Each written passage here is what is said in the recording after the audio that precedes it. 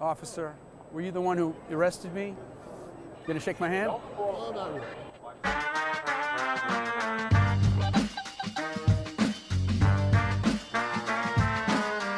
So I got invited to host a vigil called Carry the Names.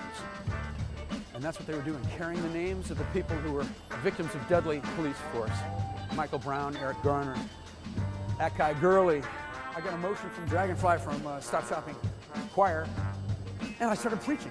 I preached up a storm as best I could, but about a minute and a half into my sermon, the place was flooded with police, Homeland Security, National Guard, state troopers, and I was pushed over and handcuffed so fast, down in the jail, down in the basement. Before you know it, I was out the door, put in prison overnight. The next morning, I'm in court. The same thing happens. I'm just rushed out of there. Then our lawyer, Wiley Steckler, gives me this iPhone. And there, in black and white, in the Gothamist, a popular paper, is this charge by Adam Lisberg, the MTA law enforcement spokesperson for this grand place. His quote is that I, Reverend Billy, physically attacked a police officer. Unbelievable. The feeling of being robbed of my work and life and identity, just the fiction. I did not touch anybody. I did not look. I know how to do this. I'm trained in nonviolence. I did not do anything. It was right here. It was right here. It happened right here. I was simply arrested while I was speaking and taken away, and that's it. The cold feeling in my city, the city that I love, that city spokespersons whose salary I pay for with my taxes, that they would say this. I could just feel the rending apart of the community, that we are not that close. We're not. They are willing to say this, and they think that they can just say anything about anybody and get away with it.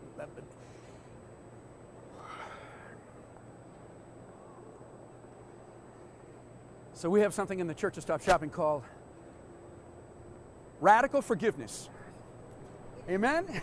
Cops and bankers love their children. I forgive the police. We gotta love them too. Cops and bankers love their mothers. But I'll stay radical. Mothers love their brothers. We gotta love them too.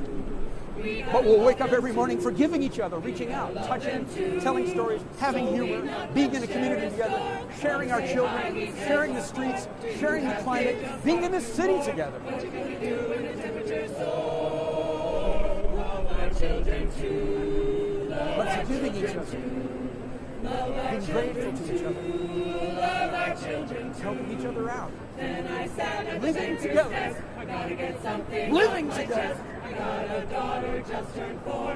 What do we do in the superstore? What do we do with the blood and the gore? The water's rising through our door. Love our children too. Love our children too. Amen. Earth-alleluia.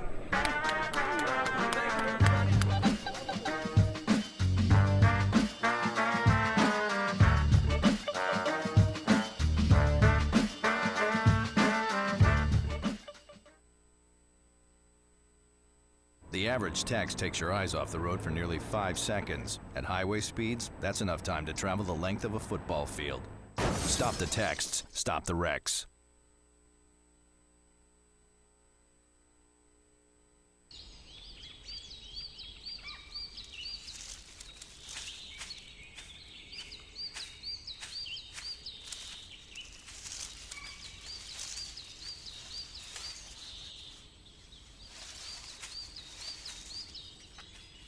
At Earth Justice, we defend the environment in the courtroom.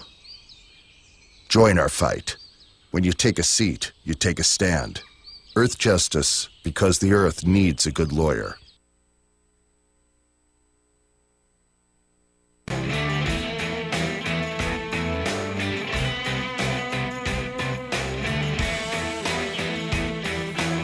Hey friends, what do you say? Good to see you. It's Thursday, October 22nd. Here we go with another edition of the Bill Press Show, and a very special edition today because the waiting game is over. Joe Biden is out and Paul Ryan is in. Speculation about both of them ended yesterday. Months of speculation, of course, about Vice President Joe Biden. Would he run? Would he not? When was he going to announce? How was he going to run? Who would it hurt more, Hillary or Bernie? He finally dropped the other shoe yesterday in great style in the Rose Garden with President Obama by his side, announcing, in effect, telling the world that he still wanted to run for president, but he had simply run out of time, didn't have time to put a strong campaign together. And then, as we know, he made a withdrawal statement that sounded more like a "I'm running for president" statement. And Paul Ryan, he forced the Freedom Caucus to cave in. They stood up to John Boehner. They stood up to Kevin McCarthy. But they folded when Paul Ryan said, "I need your votes," and a supermajority of them said they would endorse him. That's all over, for better or for worse. I think for a lot worse for us and for him. He's going to be the next speaker. Today's the day, finally, when the House Select Committee on Benghazi gets to grill Hillary Clinton. You watch. When it's all over, she is going to look a lot bigger. They will look a lot smaller, which they are. And Republicans will regret that they ever decided to form this committee and hold this hearing. The public is sick and tired of the beating up on Hillary and trying to exploit the sad deaths of 4 Americans. And another sad day, the Cubs lost number 4, swept by the Mets. Now the Mets are really on fire, so the Blue Jays and the Royals had better be ready for that one. We got lots to talk about. We want to hear from you about what you think about it all at 866-55-PRESS. Welcome to the Bill Press Show this Thursday. This is the Bill Press Show.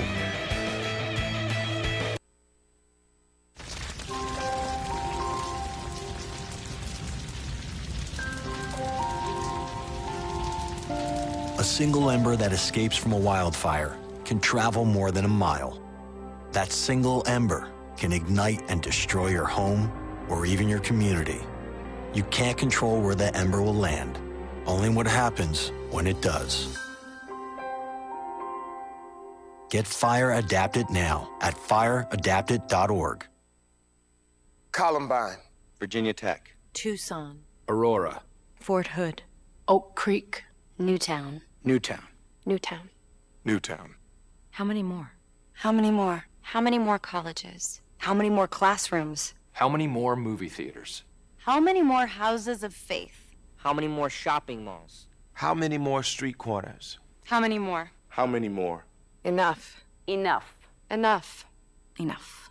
Demand a plan. Right now. As a mom. As a dad. As a friend. As a husband. As a wife. As an American. As an American. As an American. As a human being. For the children of Sandy Hook. Demand a plan. No more lists of names. It's not too soon. It's too late. Now is the time. Before we all know someone who loved someone on that list. No more lists. No more. Who they might have been. No more. If we had just done something yesterday. It's time. We can do better than this. We can do better than this. It's time. It's time. It's time for our leaders to act. Demand a plan. Right now. Right now. You! Demand it! Enough. Enough. Enough. Enough.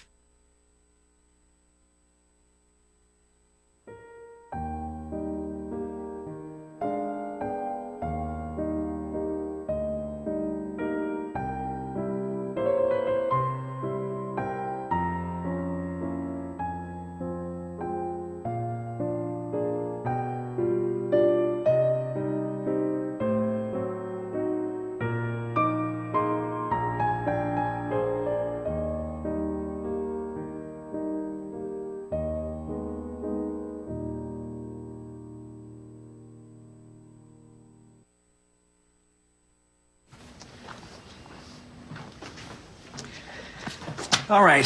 I know this isn't any fun to talk about, but we should. Okay. So who's going to do what? I'll pack the dead batteries. Great. I'll only put what I don't need into a duffel bag. Perfect. That's totally unhelpful. No problem. Meanwhile, I will try to comfort everyone by speaking in a calm voice. And I'll try to get the generator going without any gas. Oh, let's not forget the cell phones, which probably won't work. Right. And who is going to handle supplies? I can forget to do a list for us. Thanks, pal. Well, I think we couldn't be any less prepared. I'm proud of you guys.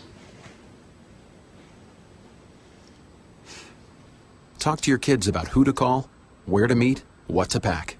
Visit ready.gov/kids for tips and information.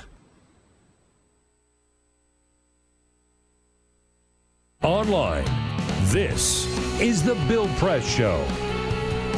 The waiting game is over.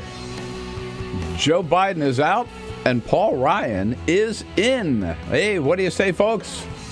Good to see you on a Thursday, big Thursday. Lots of news. Thursday, October 22nd, and here we are on top of it all. It is the Bill Press Show. Welcome, welcome, welcome to the program. We start your day the progressive way with the news of the day. God, I sound like Jesse Jackson. From one end of the country to the other, we'll tell you what's going on and look forward to hearing from you about what you think about it all. Yes, indeed. The word flashed yesterday morning. Within 10 minutes, the vice president was going to make a statement from the Rose Garden. And did he ever drop that other shoe and letting us know that he felt he had run out of time. He was not going to run. And then later in the day, Paul Ryan, after a whole day of meetings with the more conservative, they're all conservative, but the extreme conservative Republicans, they threw in the towel. They said, okay, we're not going to oppose you, even though you're just another John Boehner and just another Kevin McCarthy. They folded, and which means that Paul Ryan will get what he wants. He will get enough Republicans to elect him with no Democratic votes. He may not get every last one of them, and he'll get to spend weekends home with his family and not have to go on the road to raise money. We'll see how that works out. Good luck. Good luck with that, yeah. Wherever the news is today, we are there with you again and looking forward to hearing from you. You know how to do it. Give us a call at 866-55-PRESS. Here with you on your local progressive talk radio station. So you're listening, you want to talk about it, give us a call, 866-55-PRESS. Here with you on television, you're watching, you want to talk about it. You can also give us a call or send us your comments on Twitter at BP Show or on Facebook at facebook.com/Bill Press Show. How can you resist joining the team here? Peter Ogburn and Jamie Benson. Yeah. Here we are. Good morning, and my condolences to the Chicago Cubs. Oh, my God. Man. I know. To everybody in Chicago land, all of our friends in Chicago. Yeah, I was really bummed when I... Look, it's, I heard someone... Joe dropped... It's a bad day. Joe dropped out and the Cubs lost. I mean, someone put this into perspective yesterday. I saw someone say, if you're only happy when your team wins it all, you're going to spend a lot of time not being happy. I want my team to win them all. I know. I would like to have at least seen the Nationals be there, but the Cubs, they had a great season. They did. They beat the Cardinals. They had lost. They beat the Cardinals, which for me is huge. That's huge. Right. So, No. The great team, love them. I just wish they, for their sake and for sake of all of our friends out in WCPT land, Chicago, wish that they'd learn a little better there. Mets are crazy good, though. Mets are crazy. Ray Rogers, we have to say hello to our screener there, ready to take your calls at 866-55-PRESS, and Cyprian Bolding. I guess he doesn't care about the Cubs, huh? Cyprian, I don't know. I don't think Cyprian cares. Doesn't care? No. Nationals aren't in it. He doesn't care. Our videographer on the job here. Yes, indeed. Bernie was up in... Bernie went home yesterday. Went home to Brooklyn. Yeah. Nice. That's where he comes from. I'm a senator from Vermont. Grew up in Brooklyn. Went to the same high school as Chuck Schumer. He's back in Brooklyn. Jimmy Kimmel's doing his show from Brooklyn this week, so it was nice to have the prodigal son return home. Mm-hmm. And, of course, everybody wants to know, Bernie, so what did you think about Larry David? What did you think of Larry David's impersonation of you on Saturday Night Live? Well, I thought it was pretty good.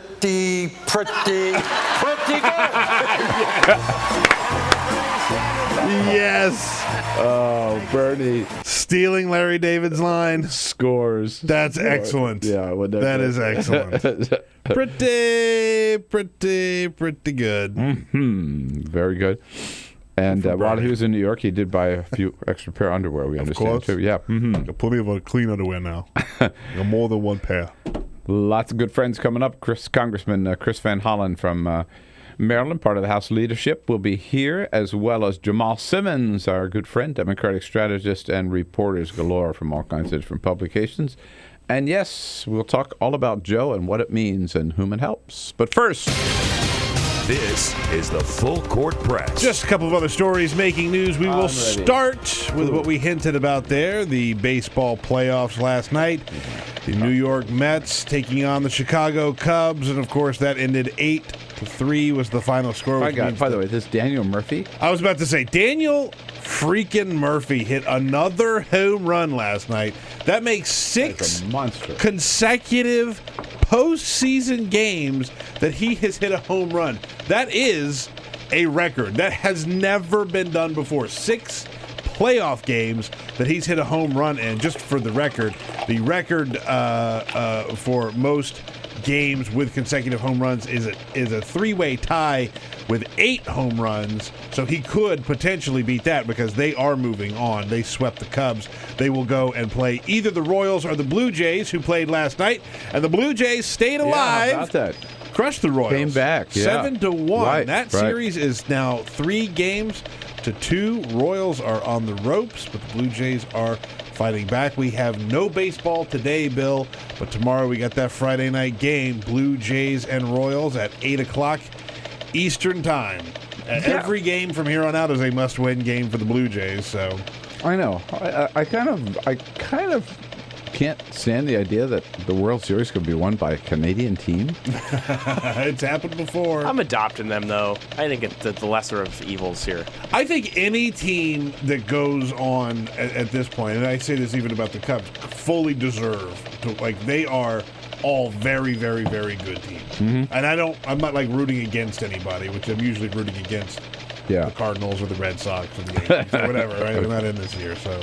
Big of you, Peter. How about this? This is a story that sounds a little sad, but it has a happy ending. All right. It's the story of the cat Aljosha in Germany. That's the name of the cat, Aljosha. Aljosha went missing for 2 weeks, by the way. They put up flyers all around the neighborhood. They couldn't find Aljosha anywhere. Finally, they found him.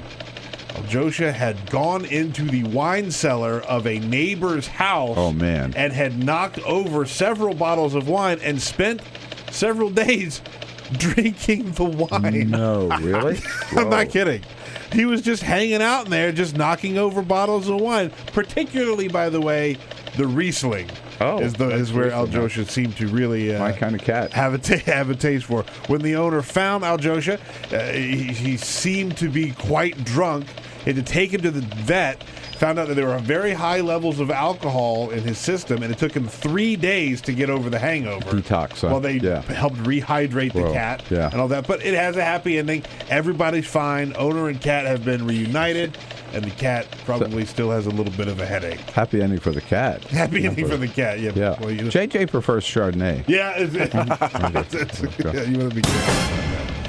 And Consumer Reports released a new report on auto reliability.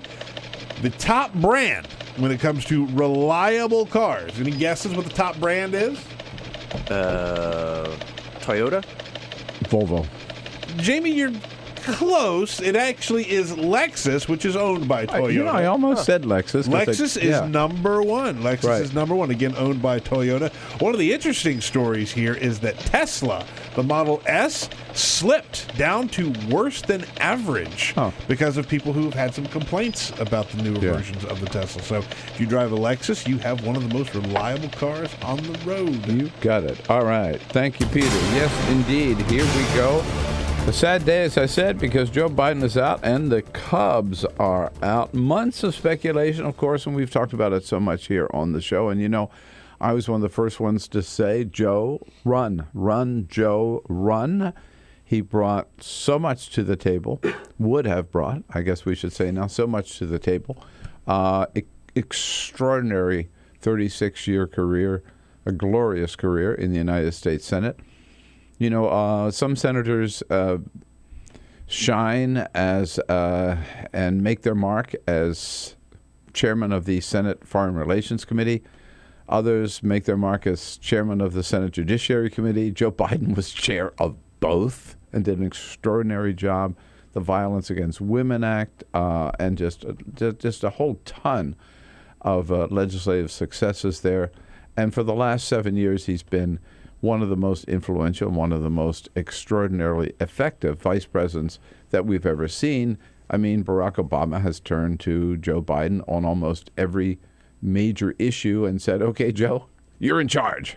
Take on, whether it was foreign policy, whether it was getting the stimulus passed, whether it's breaking the budget logjam in Congress, whether it's leading the fight for new gun safety legislation.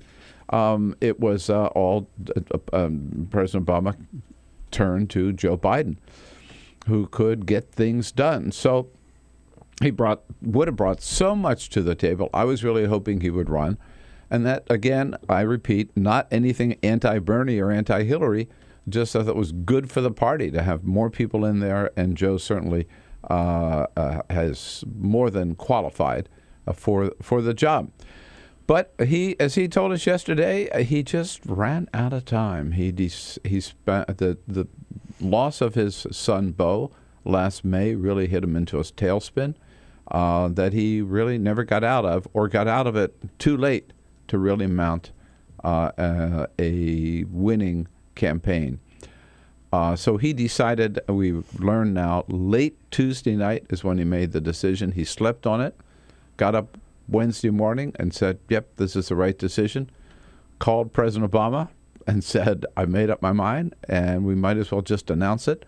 We heard here just about the same time you did, as part of the White House press corps, I get a notice that within 10 minutes, I'm not even at the White House yet, within 10 minutes, the vice president is going to make a statement in the Rose Garden with President Obama at his side, and we knew at that time that it had to be, I am not running. There's no way he could have launched his campaign in the White House with Barack Obama by his side.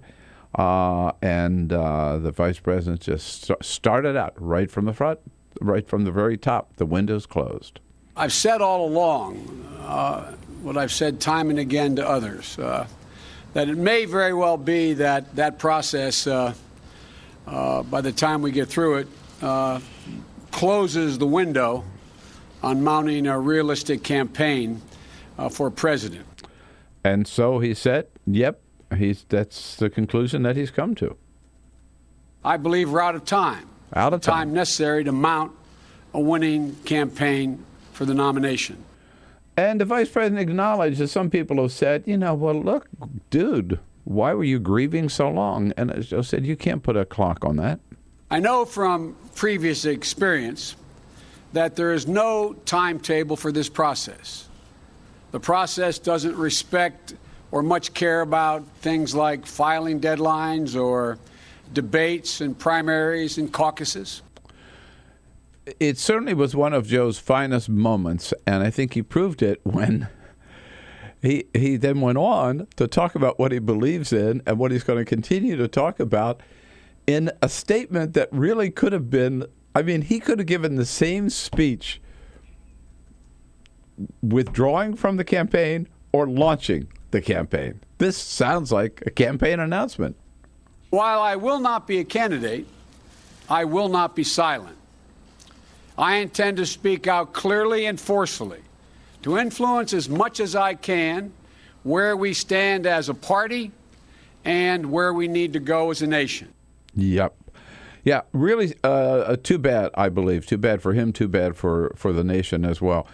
I'd love to hear your take on this at 866-55-PRESS, but I'm convinced, first of all, there's no doubt that Joe Biden has always wanted to be president of the United States. He has told us that. There's no doubt that he wanted to run this year. There's no doubt that he intended to run this year and was really seriously, he wasn't just teasing us, he was seriously trying to assess his chances of how much time he'd have to spend money to actually campaign in those first primary states, how much support would still be out there, mounting a credible campaign because he didn't want to lose, he wanted to win. There's no doubt he's serious, and there's no doubt that he still wants to run today. It was a very interesting way, and a way that I've never seen happen before, that someone was mulling a run for president. It was very public. It was very open. I think he dragged it on a little too long. Yeah. But aside from that, it was like he let us know where he was. The whole grief process was so public, and the whole decision-making process was really so. I mean, what was he thinking every day, and was he not going to? He kept that a secret. But still, the process was very open. He was open about it. He was openly considering, he admitted that, and he teased us all along the way, right? So many of these people have mastered the art of saying, well, that's not something I'm really thinking about right now. I want to serve my people. Blah, blah, blah. He talked about it. Right. I like that. But I think the fact is, and I say this with all the love of the world for Joe Biden, he just waited too long. He waited too long, and his window closed, and particularly apparent to all of us after the last Democratic debate. So questions, a lot of questions around this. First, let's just talk about Joe. I mean, look, you know what? He's going to have to settle for being probably the best vice president ever in history. So, I mean, that's not bad. Joe Biden, great public servant. We owe him, all of us owe him so much. What does it mean for Joe? And who does it help? Does it help Hillary? Or does it help Bernie? And does this mean that one of the two of them is definitely just going to be the next president of the United States, either Hillary or Bernie? Let's assess it. Let's talk about it, what it all means here. 866-55-PRESS. We've been living with this for a long time. Now we're going to the next phase of this campaign here on The Bill Press Show. This is The Bill Press Show.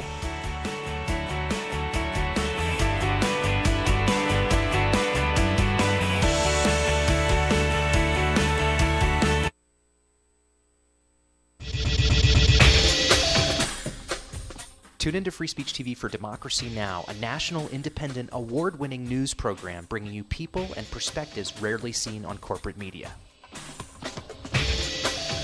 Grunt work. Love it, hate it, useful, not useful. Necessary. Our social entrepreneurs are people who have been on the front lines of social change. I've learned so much from talking with them. This is Cafe Impact, and I'm Jonathan Lewis. I will say that I think is a challenge for anyone, especially the new workforce as they come in, is the ability to accept grunt work with grace. The most boring, awful details are the most important elements of doing this work. From the way you save names in your Rolodex to the way you bank and you deposit checks. The truth is, this work isn't glamorous, it's rewarding. You don't go into this for the glamour, you go into it for the impact. And so it takes that determination to do the scut work to actually get anywhere. It can be really challenging in a first job for someone who's coming out of finishing school to have the enthusiasm that they do to make the type of social impact that they've dreamed of. And now they're here in this first job, and all of a sudden they're shouldered with all this grunt work. And they don't understand, and they don't get it, and they're resentful. Talk more about the power of answering phones. Sure, I did that myself, took out the trash, cleaned offices when I had to, and it's all good. There's power in being a good team player and in being somebody who sometimes has to support other people's leadership before you get to have your own moment in the sun. Is it hard to wait? It is absolutely hard to wait, especially if you're an alpha female like I am. I think grunt work can help a new employee build trust internally and teach them the nuances of how an organization is run so that they can have a real good sense of what HR is doing, what finance is doing, what all of the other departments are, and that actually makes them a better employee in the long run. So in my role on a daily basis, I literally can be looking at a new venture in software. We could be looking at a microfinance deal. I could be making coffee, taking out the trash, and riding a tractor on any given day. Have you found people who thought it was demeaning that they were given this job, work in the front office and make the coffee when they graduated with all A's from this great university? Yeah, people like that just don't last very long in our world. If your approach to life is that, you're so smart and you're such a fabulous entrepreneur that you can't understand why people aren't giving you opportunities, it's really hard to advance.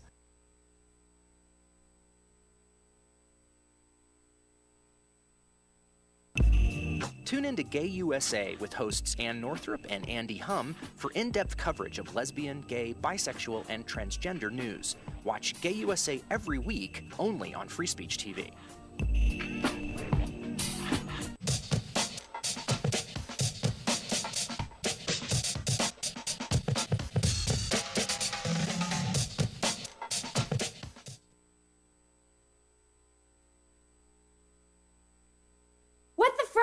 What the frack? What the frack? What the frack? President Obama, are you fracking kidding me? Reopen the EPA studies. In Texas, Wyoming, and Pennsylvania. Fracking pollutes our oceans. Fracking poisons our water. Fracking makes climate change worse. Fracking relies on toxic chemicals that cause cancer. Ban fracking now. Ban fracking now. Go on. Ban it. Ban fracking now. Please.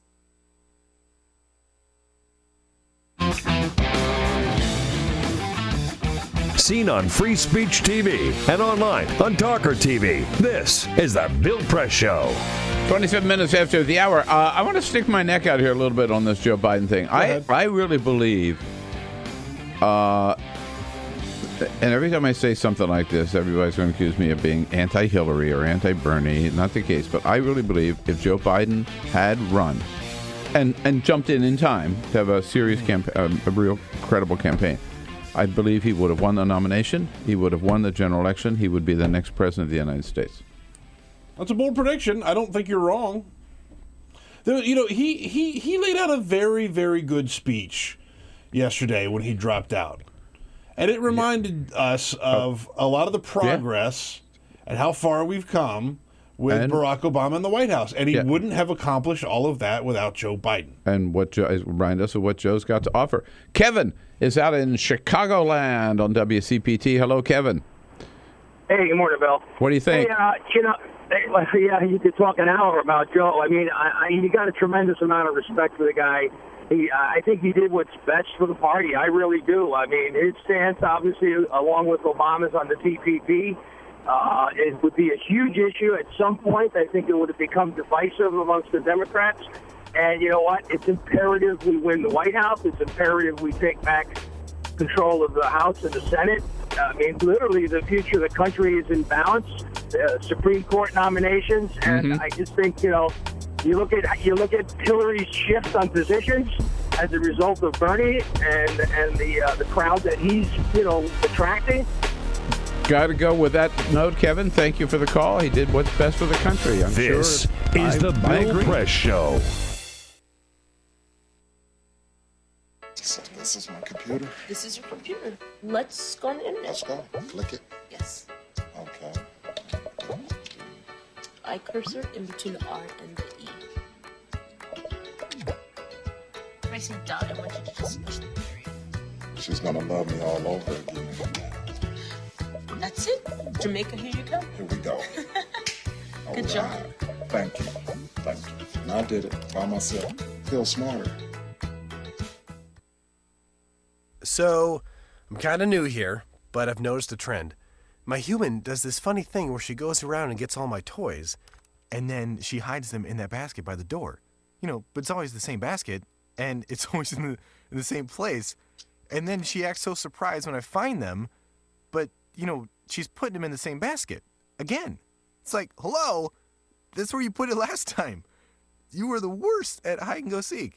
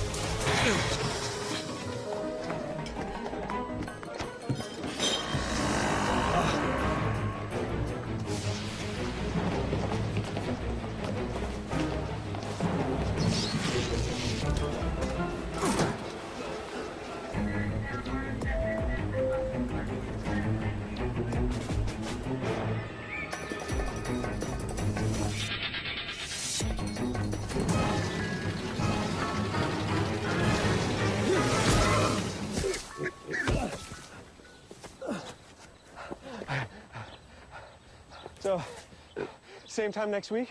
Well, of course. Put away a few bucks, feel like $1 million. For free tips to help you save, go to Feed the Pig.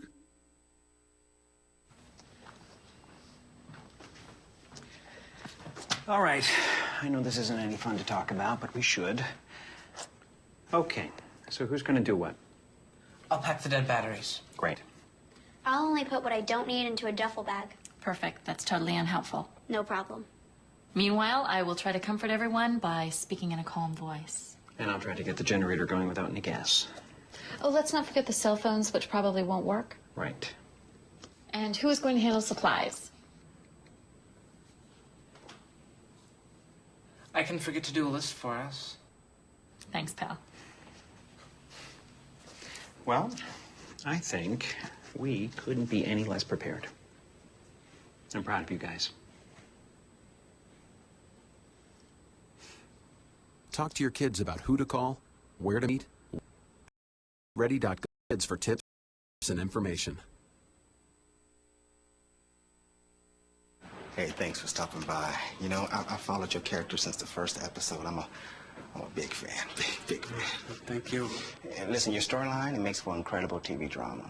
Thing is, your drug use is very adult content. Too adult for the kids. So I'm gonna have to block you. Oh, man. Yeah. Well, have a good one. You're a nice lady.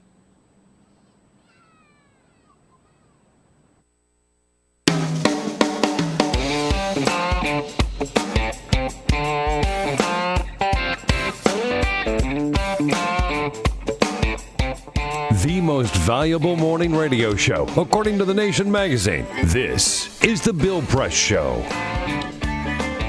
33 minutes after the hour, Thursday, October 22nd.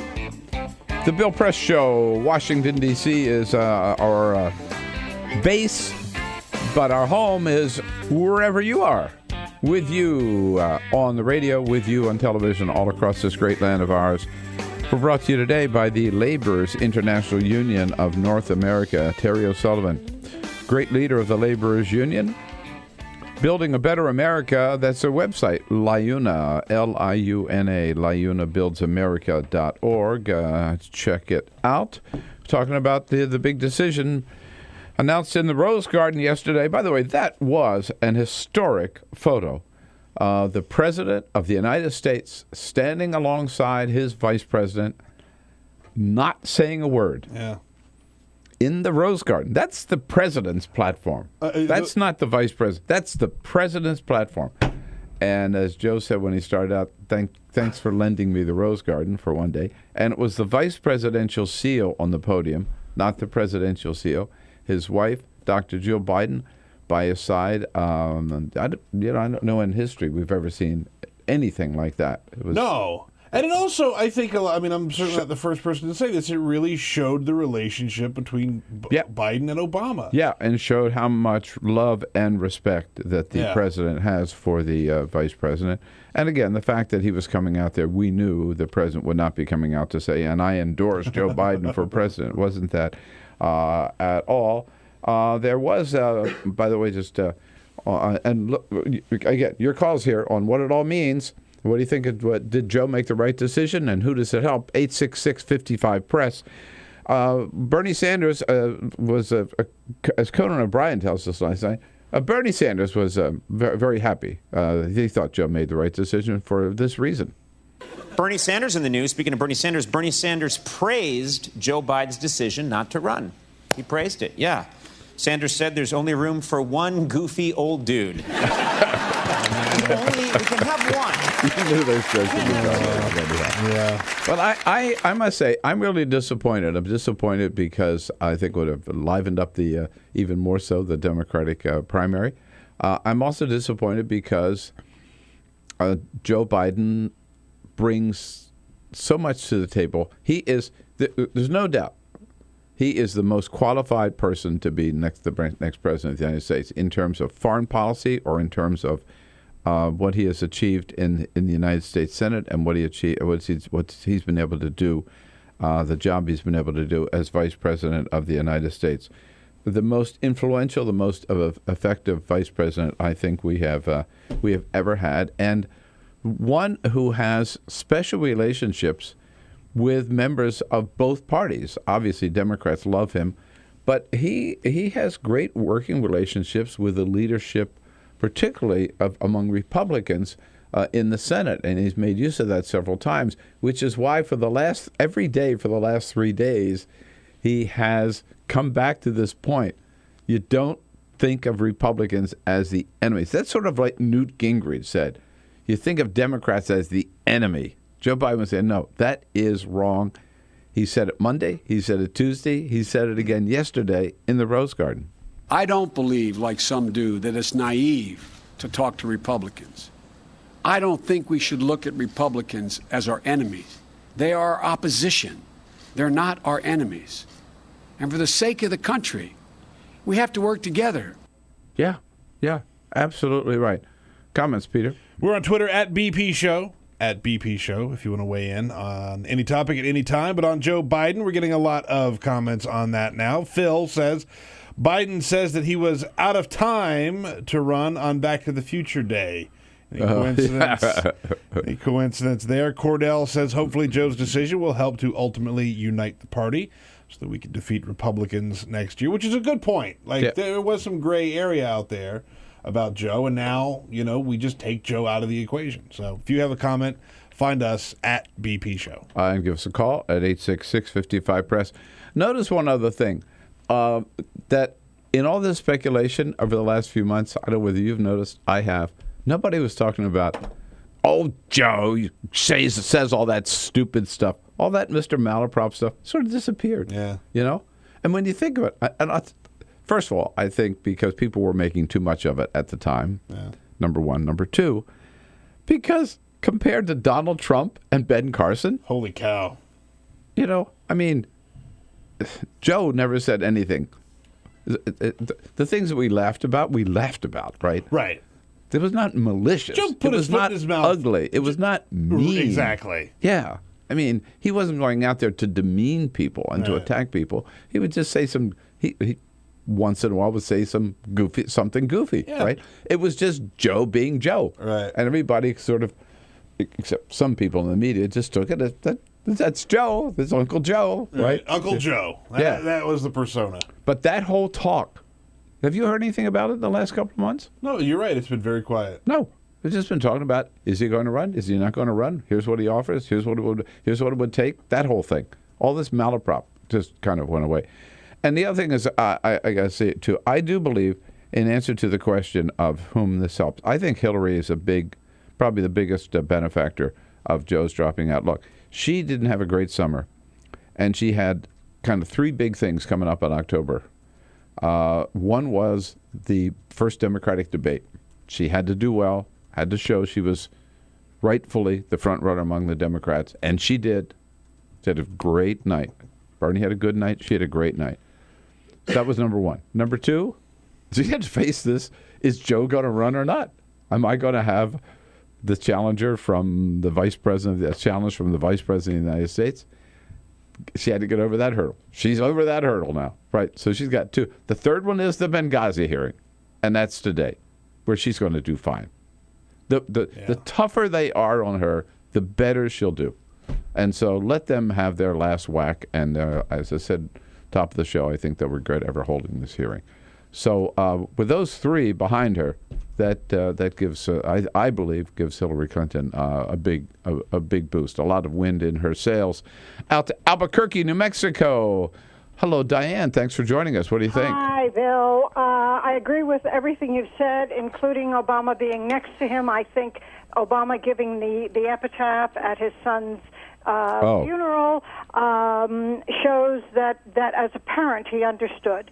And I want to take issue with not only your show, but others who have said, well, what's he taking so long, and why is he grieving for so long? I lived with someone who lost a child, and there is no such thing as an end time. And it's an improvisation, and anybody who's ever seen Ordinary People would know that. People are truly nuts when they lose a child. And it's an improvisation, and people are... I don't think there could be anything worse. As a parent, it's something I have always had nightmares about. Absolutely. And the vice president made that point, I think, yesterday, Diane, very beautifully, right? He said there's no timetable, right, or no clock on that decision making.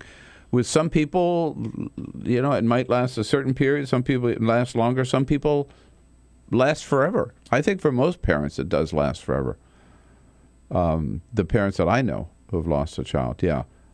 Excellent point, Diane. Thanks for checking in with us. Albuquerque, we haven't been out there in a long time. I want to get back out to Albuquerque. There you go, Albuquerque, yeah, man. Yeah, I'm going up this weekend to Eureka, California. So, hell, we can go all the way to Eureka, California, which I'm very excited about. Redwood country. We can go to Albuquerque. There you go. And then head up to Santa Fe, have a little, do the whole New Mexico deal here. Haven't been out in Chicago in a while either. I'm getting the wanderlust here this morning. But Joey's keeping down the fort in Chicago for us. Hello, Joey. What do you say about Joe Biden? I don't know. I'm a little baffled because, we've been trying to work with Republicans for years. Has he forgot the Benghazi hearings, 18 months, how they're hammering Hillary Clinton? Well, that's the House, Joe. That's the House. No, but I'm saying the government. Yeah. The government. The Republicans I'm talking about. You can't work with them. Obama, have you forgotten that they tried to repeal Obamacare how many times? These Republicans don't work with us. I don't understand what he's talking about. Hillary has to be nicer. What's wrong? Oh, my God, has he not been paying attention how these Republicans act towards us? Yeah, well, first of all, Joey, I do think mainly you're talking about the Democrats in the House. Joe Biden's relationship with Republicans is in the Senate. But still, even in the House, the fact is, and I'm, to me, I'm as yellow dog a Democrat as walks. But you can't get anything done. You cannot govern with just all Democratic votes or all Republican votes. I mean, that's just a fact, man. And I think that's what Joe is saying. No, he's not caving in on his principles.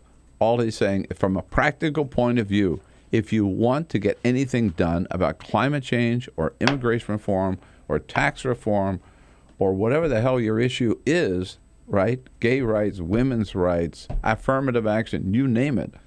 You've got to have both Republican votes and Democratic votes. You've got to, at some point, sit down and work together and hammer out a solution. And that's what Joe Biden is damn good at. I say that because we're going to need him, and he's going to be around as vice president for at least another year. How about this Benghazi hearing? What's that all about? Let's get into that next year on the Bill Press Show. Republicans are going to rue the day you watch. Connect with the Bill Press Show on Twitter. Follow us at BP Show and tweet using the hashtag WatchingBP. This is the Bill Press Show.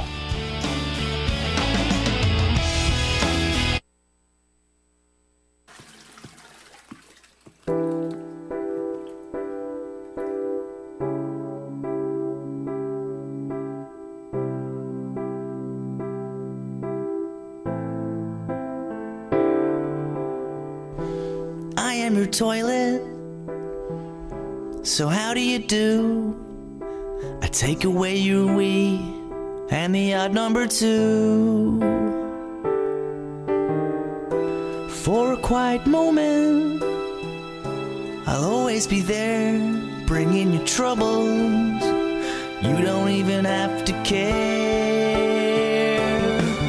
Oh, think about the things you put me through.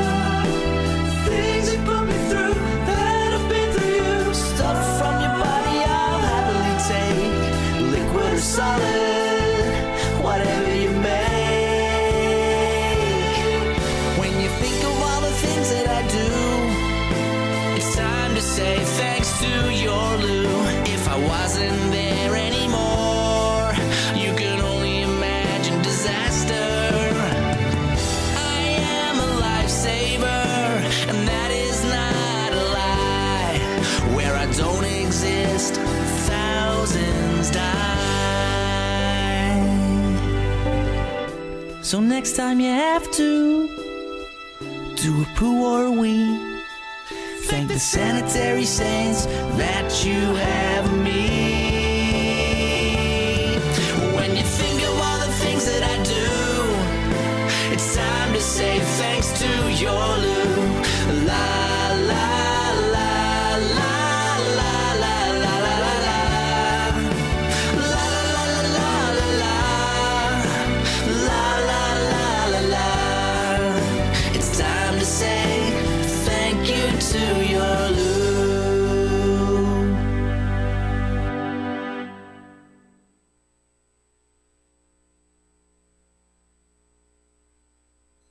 It's on us to stop sexual assault. To get in the way before it happens. To get a friend home safe. And to not blame the victim. It's on us. To look out for each other.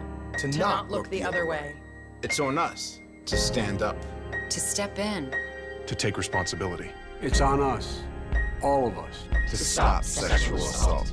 Learn how and take the pledge at itsonus.org.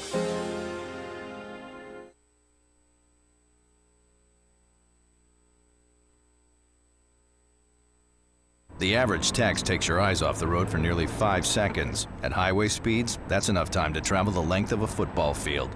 Stop the texts, stop the wrecks.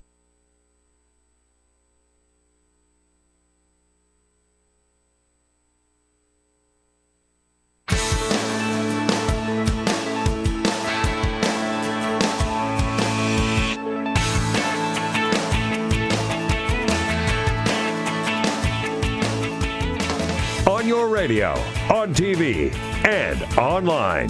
This is The Bill Press Show. 13 minutes before the top of the hour, Lauren French covers the Congress for Politico. She'll bring us up to date on all the latest on Paul Ryan forcing the Freedom Caucus to back down and support him, and he'll get the votes probably by the end of the week. Right? That means today or tomorrow. Yeah, right. To be the new Speaker of the House. Why would he want the job? Who knows? I want to talk a little bit about the Benghazi hearing. Before we do, more on Joe Biden, let's say hello to Nettie. Is that in, oh boy, Stockton, Wisconsin? Shyocton. I'm sorry. Hi, Nettie. How are you?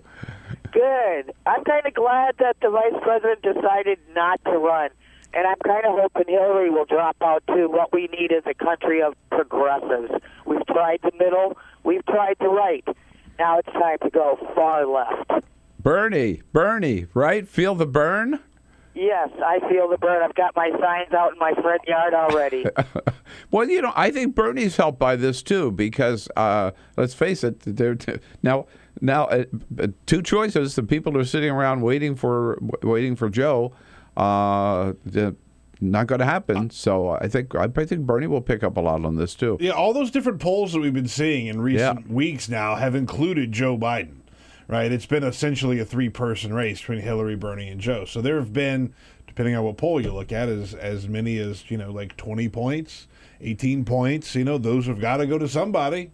Yep. Absolutely. Hey, Nettie, good to know that Bernie's got a big base out there in Wisconsin. That's the first one we've heard from Wisconsin who's out there supporting Bernie, indeed.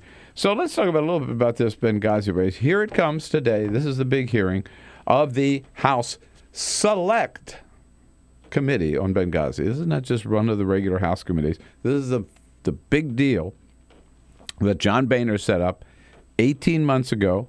They've spent $4.5 million for getting ready for this big hearing today where they're going to bring in the former Secretary of State yet again to see if they can blame her and hold her totally responsible for the fact that while she was Secretary of State, there was a terrorist attack against our consulate in Benghazi and 4 people were killed. Again, we have pointed out before, it's worth mentioning, the hypocrisy again of the Republicans, because whatever you do, you cannot blame George W. Bush for September 11, even though that happened on his watch and 3,000 people were killed. But you can blame Hillary Clinton for Benghazi. Yesterday, in anticipation of this hearing today, a pro-Hillary Clinton super PAC put out an ad pointing out what this committee hearing today is all about. As Secretary of State, she stood strong for America, traveling almost 1 million miles, never backing down. But now, Republicans are playing politics over Benghazi. Everybody thought Hillary Clinton was unbeatable, right? But we put together a Benghazi special committee, a select committee. What are her numbers today? Republicans can play political games, but Hillary Clinton will always stand strong for us. Priorities USA Action is responsible for the content of this advertising. Yeah. Big mistake. Double mistake, if you ask me. First of all, there was no need, big mistake to create this committee in the first place. There was no need for a special select committee on Benghazi. As we have pointed out, there were 13 committee hearings, 2 independent investigations, 25,000 pages of documents released, 50 private interviews, all of that before John Boehner said, we have to have a select committee to look into this. The Senate Intelligence Committee looked into it. An independent review board looked into it. And both of them concluded, yeah, stuff happens. And here was something nobody anticipated. Yes, they had asked for, the State Department had asked for more protection for Benghazi. Republicans in the House voted it down. They knew it was a troubling situation, but nobody anticipated this. There was a terrorist attack against the embassy, 4 people killed. They were the facts. Sad, tragic, there are the facts. The idea that Hillary Clinton, it's her fault. Everybody else has cleared her of that, and yet John Boehner says, oh, no, we still have to have a select committee to look into this. And we know, you heard those words there again from Kevin McCarthy and from Congressman Richard Hanna from New York, 2 Republicans, both of whom come out in the last couple of weeks and said this whole thing was political from the very, very beginning. So it was a mistake to create that committee. And knowing now from Republicans who admitted that this is a partisan political witch hunt from the beginning, a mistake to hold this hearing today. And I got to tell you, she's prepared. She's going to be very strong. They're going to be them. They cannot contain themselves. You know, that they will go over the top. It's so true. That's exactly right. They will shoot themselves in the foot. All it'll take is, it may not be Trey Gowdy, the chairman. He may try to maintain his composure, but one of those wacko Republicans is going to go over the top. That's all it's going to take. Hillary Clinton will come out looking better. They're going to come out looking worse, and they'll rue the day they ever held this hearing. And I hope that today, once and for all, we just, put the last nail in the coffin of Benghazi and move on. Just like I think we put finally the nail in the coffin of the emails as well. Bernie Sanders helped with that a lot in the last debate. Yeah, but the damn emails. We're tired of the damn emails. So, boy, what a big day. Paul Ryan, Joe Biden, and Benghazi. Wow. We got it all going. Get social with Bill Press. Like us at Facebook.com/Bill Press Show. This is The Bill Press Show.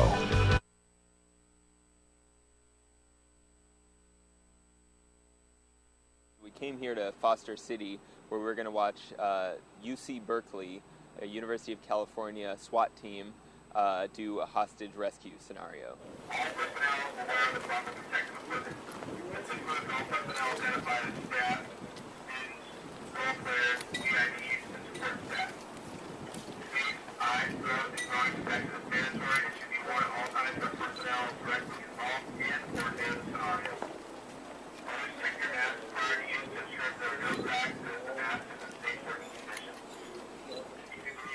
Should I put the water in there now? Yeah, go ahead. So this is like some kind of chemical agent? Yeah. Copy, we're ready. I'm gonna get shot. I already know it, dude.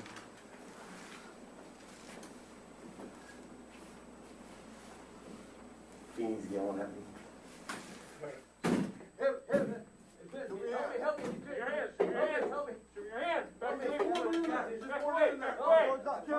Gentlemen, we have a chemical. We need to pull our person out. Get these guys out of here. Pull them out. Pull them out. Pull them out. Put your hands on your face. Put your hands on your face. Keep him covered.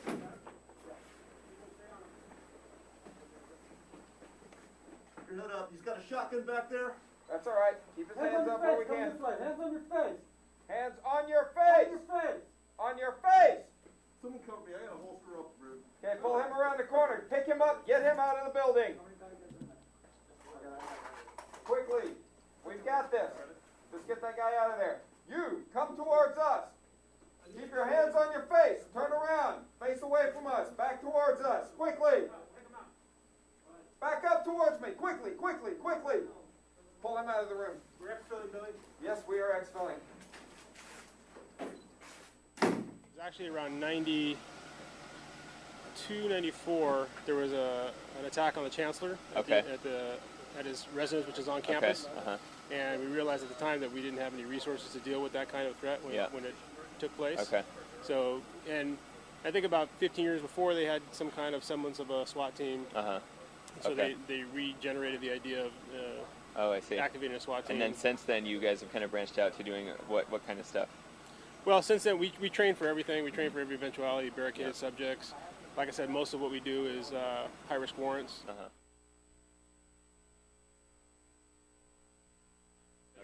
And it's something like, it could be like a mugging kind of thing, just like on the street? Depends. I mean, a mugging, but if it's armed, particularly. Right, an armed mugging, yeah. Right, exactly.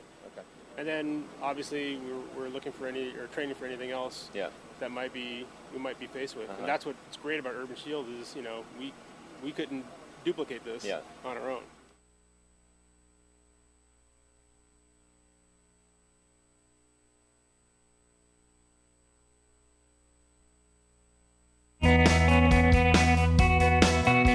This is the Bill Press Show. All right, Lauren French from Politico, top of the next hour. Peter? Donald Trump is hosting Saturday Night Live in a couple of weeks, Bill. We know that. And a lot of people aren't happy. They want him taken off as host. One person who does not want him taken down as host? Marco Rubio. Really? Marco Rubio defended him and said, no, if you don't like it, you don't want to watch it, you don't have to watch it. It comes on at 11:35 on Saturday night. There are a lot of other options, including sleeping. So if you don't like it, you don't have to watch. That's smart for Rubio, because if he's going to bitch about it, he doesn't have any power over NBC anyhow.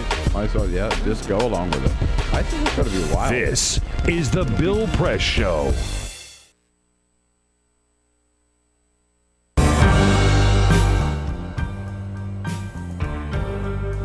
I'm a Piston fan. Their slogan was, we come to work. That's what Detroit about. That's why they used it. It's a team thing. They won 2 championships, a team. There was no star. No mayor can come in here and be a star. It's a team thing. No governors can come in here and think you can do it by yourself. It's a team thing. You got communities. They got ideas, too. The only thing wrong with Detroit, people had lost hope here. Residents, city workers, so much corruption. They lose hope. But I grew up here. I love this city. I think it can come back.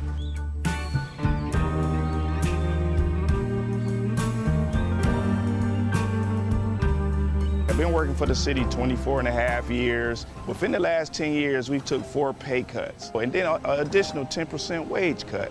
I've lost a home.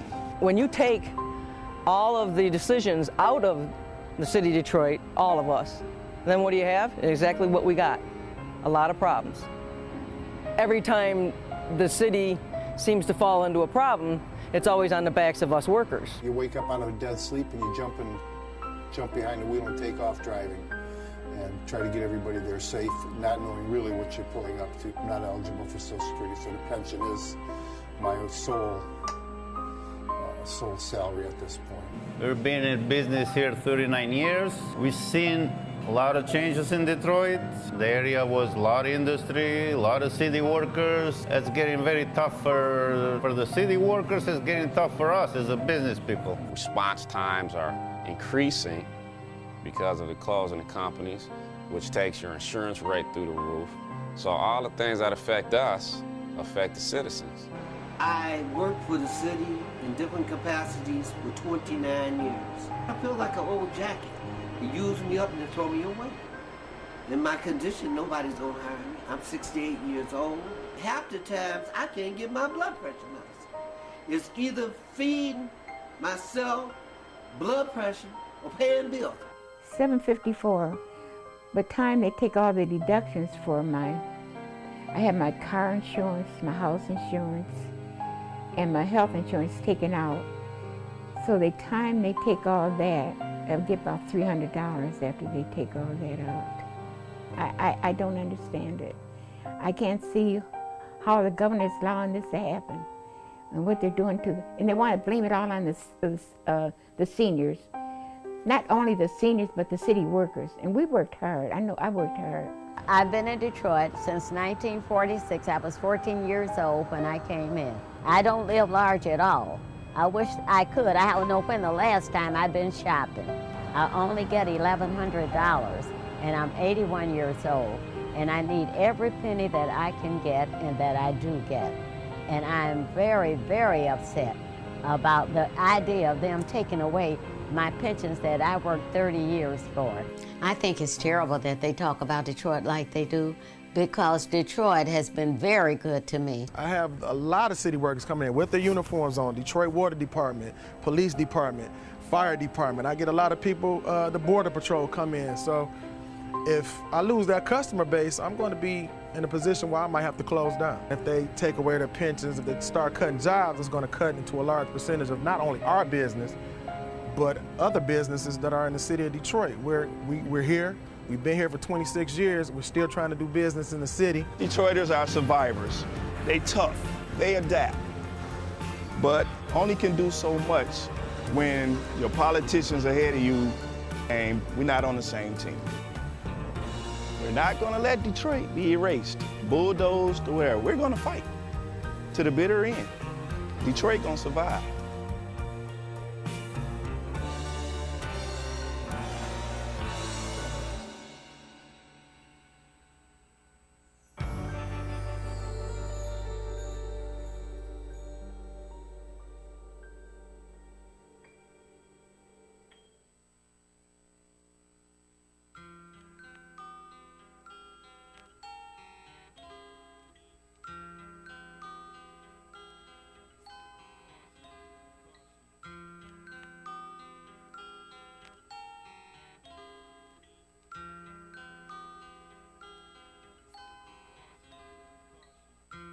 Just this month, my bill was like $138. Even at one phone call a week cost me $40 to $50 every month. I am living on a fixed income of SSI, so this is really a great hardship. Families are being punished when they incarcerate their children, they incarcerate the whole family.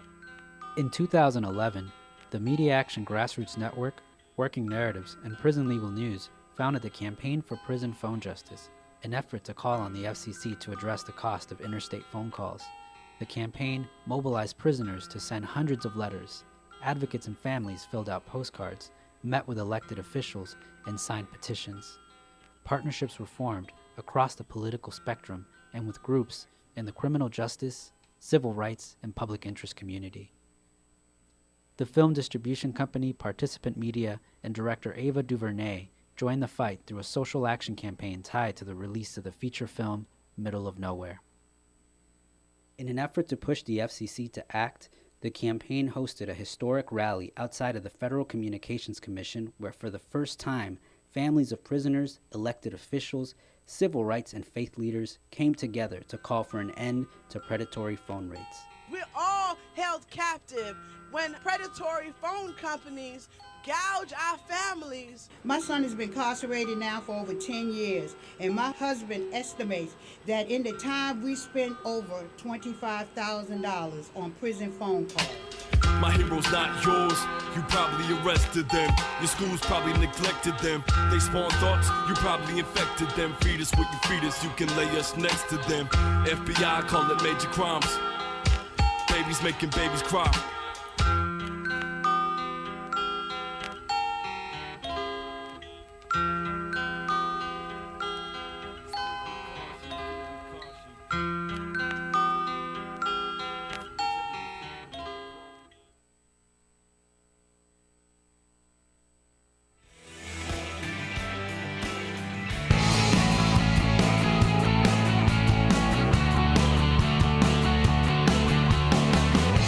broadcasting around the nation, on your radio, on your TV, and online. This is the Bill Press Show. No more waiting game. We know what Joe's going to do, and we know what Paul Ryan's going to do. Joe is out, and Paul Ryan is in. Hey, hello, everybody. Thursday, October 22nd. How about it? Great to see you today. Thank you for joining us and being part of the Bill Press Show. We are your morning progressive radio show on your local progressive talk radio station and on those two great radio apps. If you're not in the range of one of our great progressive radio stations, just download iHeartRadio or the TuneIn app. Both of them are free, and you can follow us on the radio wherever you are in this great land of ours. Or you can watch us on television, Free Speech TV, on the Dish Network and on DirecTV. We've got lots to talk about today between Joe Biden and Paul Ryan and the Benghazi Committee coming up a little bit later. So we want to hear from you what it all means to you. 866-55-PRESS is the toll-free number. We'll take your comments and look forward to your comments on Twitter at BP Show and on Facebook at Facebook.com/Bill Press Show. Here with Peter Ogburn and Jamie Benson. Hello, guys. Hey, Bill. Good morning. Yes, indeed. Thursday. We're getting there. All day long. Ray Rogers coming here to take your calls at 866-55-PRESS. And, we're not just on the radio, on television. We need the videographer, Cyprian Bolding, does a great job keeping us looking good on Free Speech TV and TawkrTV. Okay, we're playing this next clip. This is just for Peter Ogburn. It's the Peter Ogburn special. This is the Peter Ogburn special. Every now and then, Jamie will get an email from me with some... we should say unorthodox audio clips. Questionable content. Questionable content for him to pull. Yes. Mm-hmm. Yeah. This clip falls into the category of questionable content. But, sportscasters are known for, they're just rude, crude people, so, like Mike Ditka, commentator on ESPN. So here he is talking about one of the latest games, and if you listen very carefully, you think that there might be a sound that wasn't that was off mic, shall we say, and not planned. Susie, I was from Philly, but they got rid of me, so I'm going with the Giants. Well, see, if the Giants win, they're in first. If the Eagles win, they're in first. All right, you hear it? You heard it, right? Do we have to play it again? Yeah, we have to play it again. Listen carefully. All right, listen carefully. Yeah. Susie, I was from Philly, but they got rid of me, so I'm going with the Giants. Well, see, if the Giants win, they're in first. If the Eagles win, they're in first. First of all, it's hard to believe that really happened, but also the fact that nobody says anything. You just got to keep going. You just got to keep going. The visual, by the way, of that is Ditka sort of, as the sound happens, he sort of like leans back in his chair a little bit. And it totally looks and sounds like he farted on air. Sounds like it. Sounds like it. Mm-hmm. Sounds like it. All right. We'll see if he's suspended by ESPN or not. Okay. All right, nowhere to go but up after that. Yes, indeed. And we will. Congressman Chris Van Hollen from Maryland will be joining us a little bit later in this hour to start off with Lauren French from Politico. Talk about the big, maybe it's not such a big race after all, for the next Speaker of the House. Jamal Simmons, Democratic strategist, joining us as a friend of Bill for the next hour. But first... This is the Full Court Press. Just a couple of other stories making news. Okay, I like YouTube. You like YouTube, but if sometimes you click a YouTube link and you have to watch one of those ads ahead of time. All the time. It kind of drives you nuts, but it's how they make their money. I get it. Yeah. Well, yesterday they announced that they are pushing forward their YouTube Red service. It is a service that will mean that you pay $10 a month and you will no longer pay for ads. You could get streaming music. You could get original content. And you will be able to save some of your videos offline. It's a very interesting service. It's YouTube Red, not RedTube. The name. I got a real problem with this. I didn't want to be the one to say it. I got a real problem with this. It's good. Don't Google RedTube, but YouTube Red is what it's called. And don't judge Peter and I for knowing. It was Red. And so it's launching next week with the ad-free part of it, but in January it's going to become a whole new situation where you get exclusive content, kind of the way that Hulu and Netflix has done. Don't Google RedTube. Don't do it on a work computer. I'll just say this: don't do it on a work computer. On a work computer? Don't do it. Oh. And if you are, Cyprian, get the camera off of Bill's computer. Free porn sex. No, Bill. You guys are good. All right, next story. The Treasury made a big announcement. This is a big announcement. The Treasury announced that same-sex marriages will be recognized anywhere in the United States by the IRS. Now, we knew that this was coming. This is all part of the Supreme Court decision, but we weren't sure how this was all going to roll out and when this was going to happen. But the IRS says that they will officially recognize same-sex marriages for tax purposes, even if they took place in states that still haven't legalized them. That's the issue, right? So they're going to, starting effective immediately. If you have a partner and you live in a state that they say you're not allowed to get married in this state, it doesn't matter to the IRS. Yeah, well, somebody tell that crazy clerk down in Kentucky, right? I'm telling you. And a new study takes a look at what we think about marijuana use. This is a Gallup poll. Asked Americans, where do you stand on marijuana? Recreational marijuana, not medical marijuana, and the findings were that 58% of Americans back marijuana use. It's the biggest number they've ever had by comparison. In 1969, when Gallup first asked the question, 12% of Americans thought that. Wow, how about that? In 2009, it was 40%. So since 2009, it has jumped from 40% to 58%. So, and by the way, somebody should tell Hillary Clinton that. I mean, she thinks she's really being brave coming out for medical marijuana. No. Yeah, she's behind the times on this issue. All right. Thank you, Peter. Right. Well, Paul Ryan, he threw down the gauntlet on Tuesday when he came back to town saying, okay, I've thought about it. I'm willing to be Speaker, but only if you agree to all my conditions. This is how he put it to reporters after he met with his fellow Republicans coming back in town. If I can be that unifying figure, that's wonderful. And if it doesn't work out that way, I'm perfectly happy where I am. All right. So you take my conditions and I'll take the job. Otherwise, I'll stay as chair of House Ways and Means. And it looks like they're going to take his conditions. Lauren French covers Congress for Politico, joins us on our news line this morning. Hey, Lauren, so is Paul Ryan the next speaker? It looks that way. Right now, it's very likely he has the votes to run. Obviously, there's been a lot of craziness happening in the House, people dropping out of the speaker's race, and it looks like they have it locked up.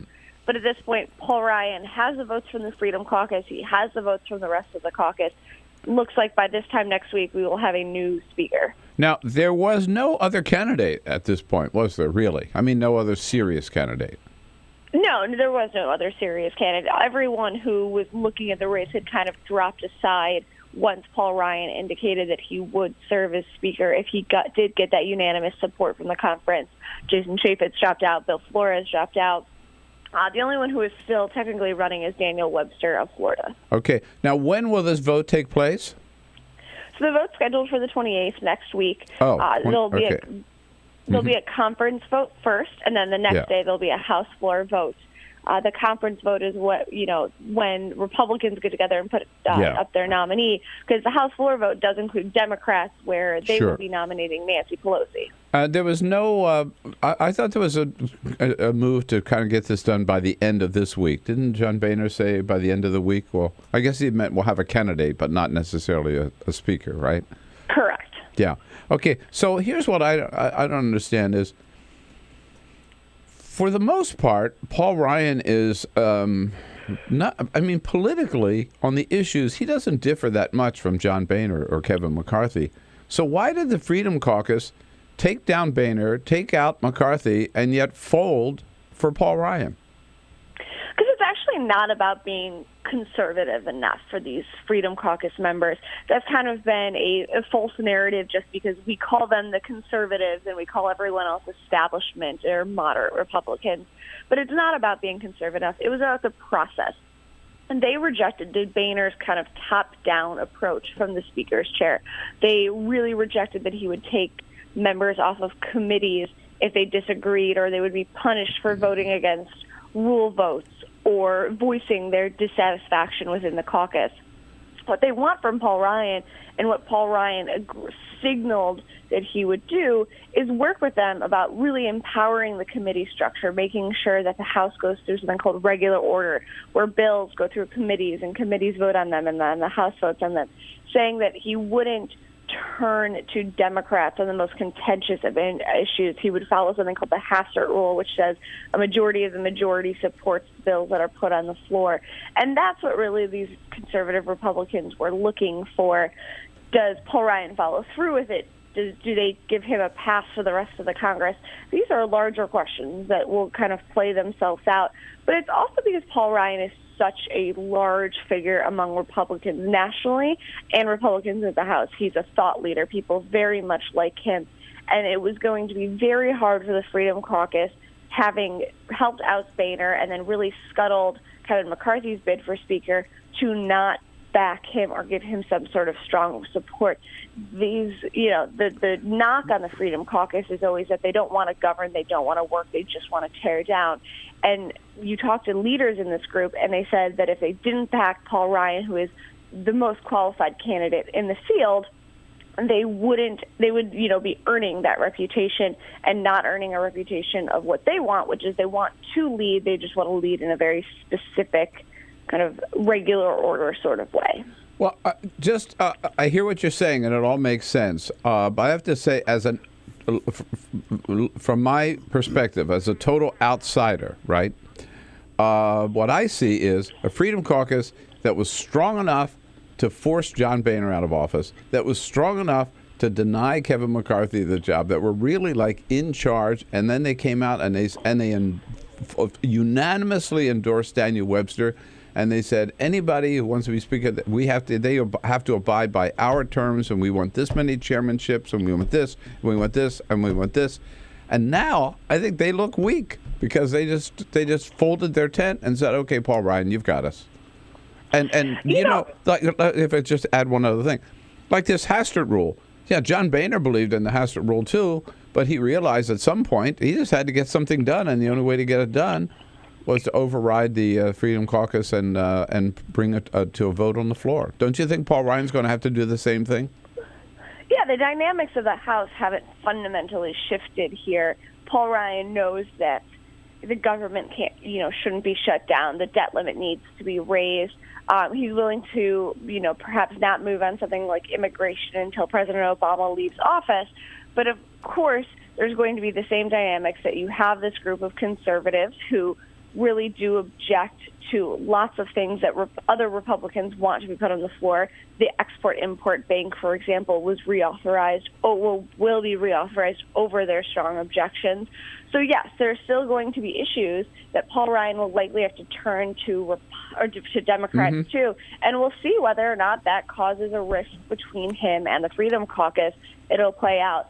But as for accepting Paul Ryan, it's really hard to look as if you are serious, which is the Freedom Caucus wants to look as if they're serious, and then reject the best candidate.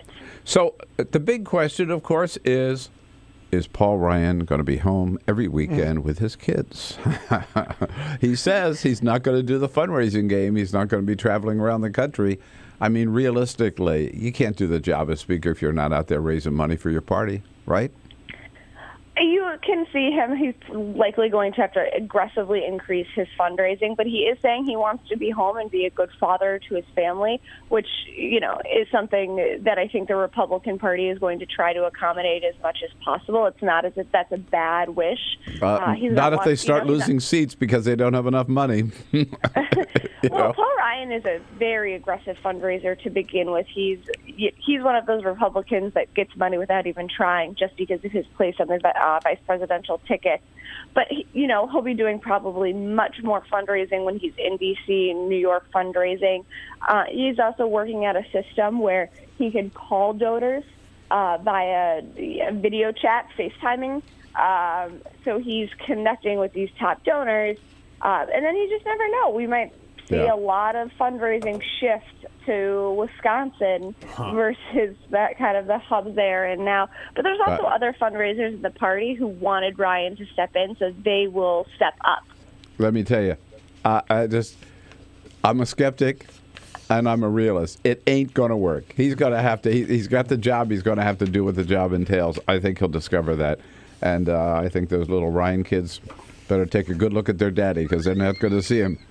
They're not going to see him much from now on. All right. And by the way, we're out of time. Lauren, you've also got this big Benghazi hearing today, so we'll talk about that after it's over. Thanks so much, Lauren. Absolutely. All right. Always good to talk to Lauren. French, Politico, Congressional reporter. Follow us on Twitter @BP Show. This is The Bill Press Show.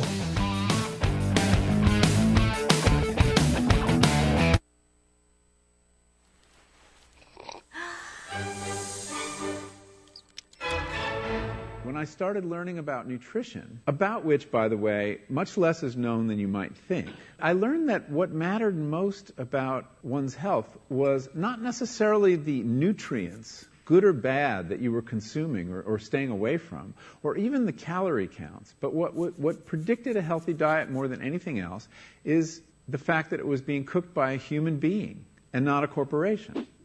Corporations cook very differently than people do.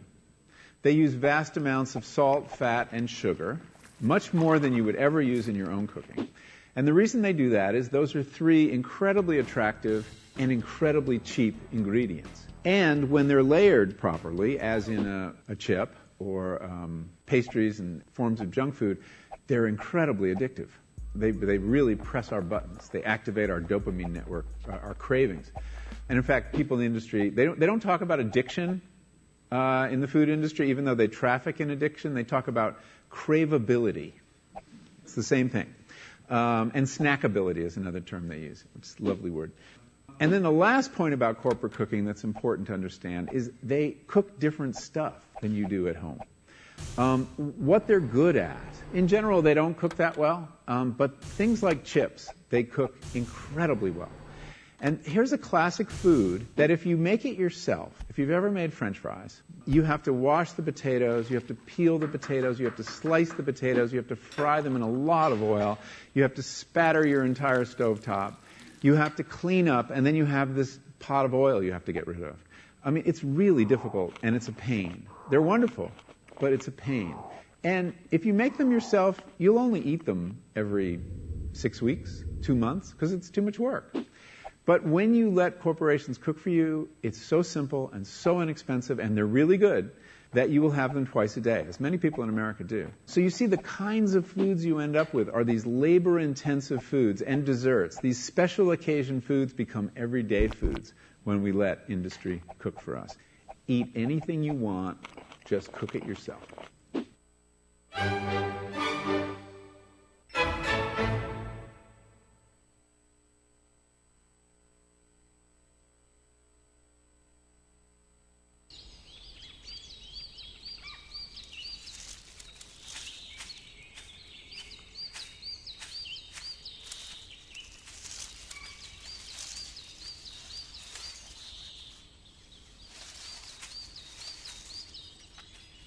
At Earth Justice, we defend the environment in the courtroom.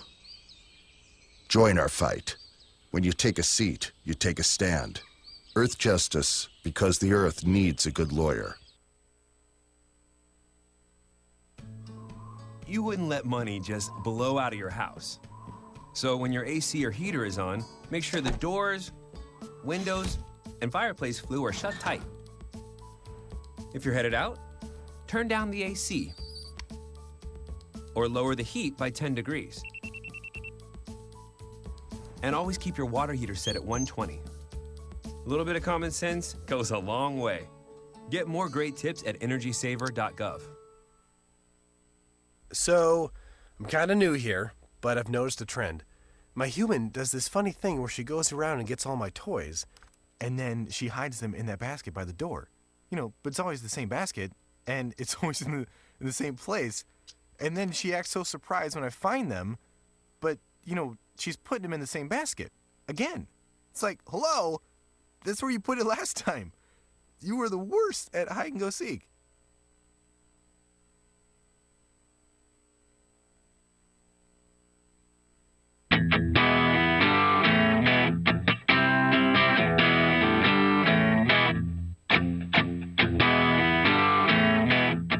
Streaming live video right now at youtube.com/TawkrTV. That's TAWKR-TV. This is The Bill Press Show.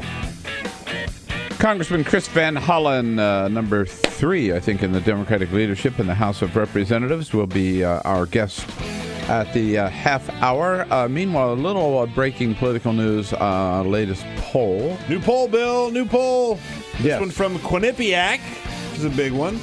Takes a look at Iowa. Who's leading in Iowa for the Republicans? At the very top of the heap, a little bit of a surprise. It's not Donald Trump. It's Ben Carson with 28% of support from likely Republican caucus goers in Iowa. Number 2 is Donald Trump with 20. So Carson's got an 8-point lead on him there. Marco Rubio gained a little momentum. He is at 13% in third place. Ted Cruz at 10%. Rand Paul at 6%. And Jeb Bush and Carly Fiorina are tied with 5%. Boy. Not good. No. But, there's certainly the gases. Carly Fiorina's run out of gas. I think Rand Paul has too. Yeah. Jeb Bush forgot to put gas in his car. He hasn't gone anywhere. I know.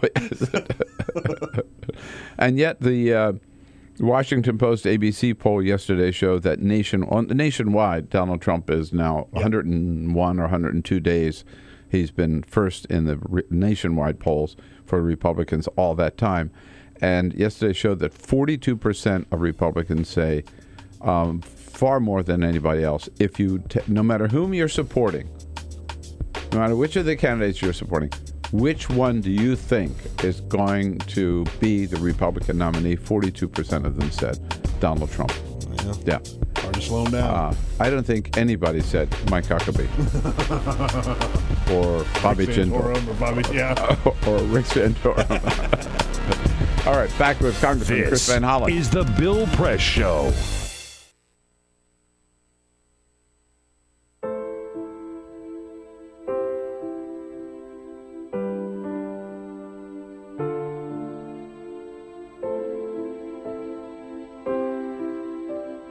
I have run these canyons for 6 million years.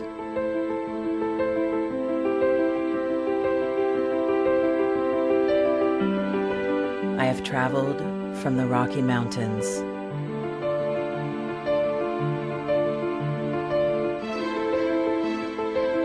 to the deserts, through scorching heat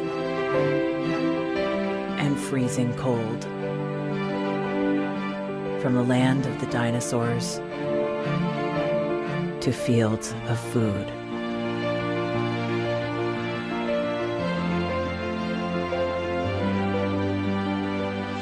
I lend my hand to 7 states, 2 countries, 9 national parks, and 36 million people across an arid West.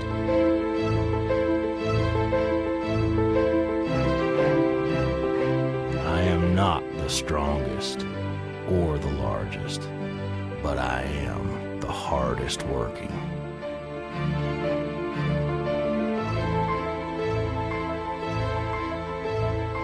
People love me. My playfulness, My beauty. my power.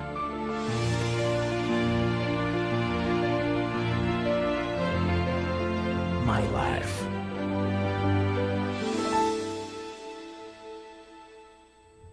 But I don't think I can offer any more. I am tired. I am tired, tapped, and tied. Of the hundreds of major rivers in the world, I am one of the few who no longer kisses the sea. Battles to harness my soul have been won and lost. Use me wisely, and I will sustain you. Use me like you have, and I will break.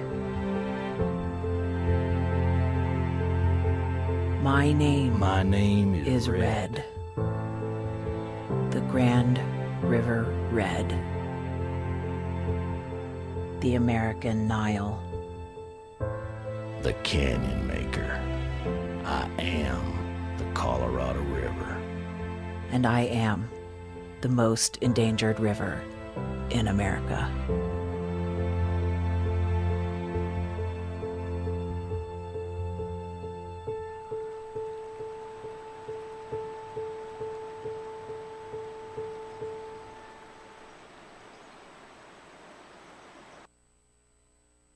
So, I'm kind of new here, but I've noticed a trend.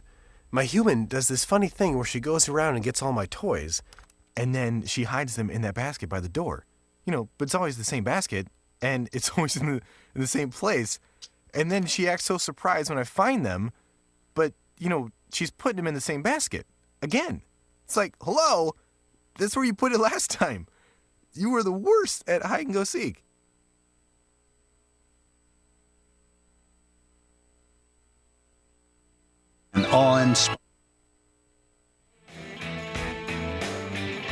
See how you can help.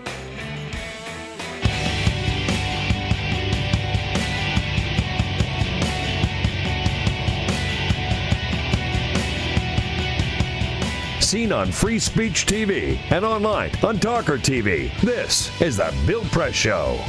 All right, at 33 minutes after the hour, the Bill Press Show, Thursday, October 22nd. Coming to you live from Washington, D.C., booming out to you all across this great land of ours, coast to coast on the radio and on television, on your local progressive talk radio station, and on Free Speech TV. Brought to you today by the United Steelworkers. And their incredible international president, the one and only Leo Gerard. The United Steelworkers, North America's largest industrial union, representing over 1.2 million active and retired members. Check out their good work at usw.org. That's their website. Big day for in the House of Representatives. 2 big days in a row. Paul Ryan yesterday announcing that it looks like he's got the votes to be Speaker. The vote is next week. And the House of Representatives, the Select Committee on Benghazi, lining up to grill former Secretary of State Hillary Clinton today.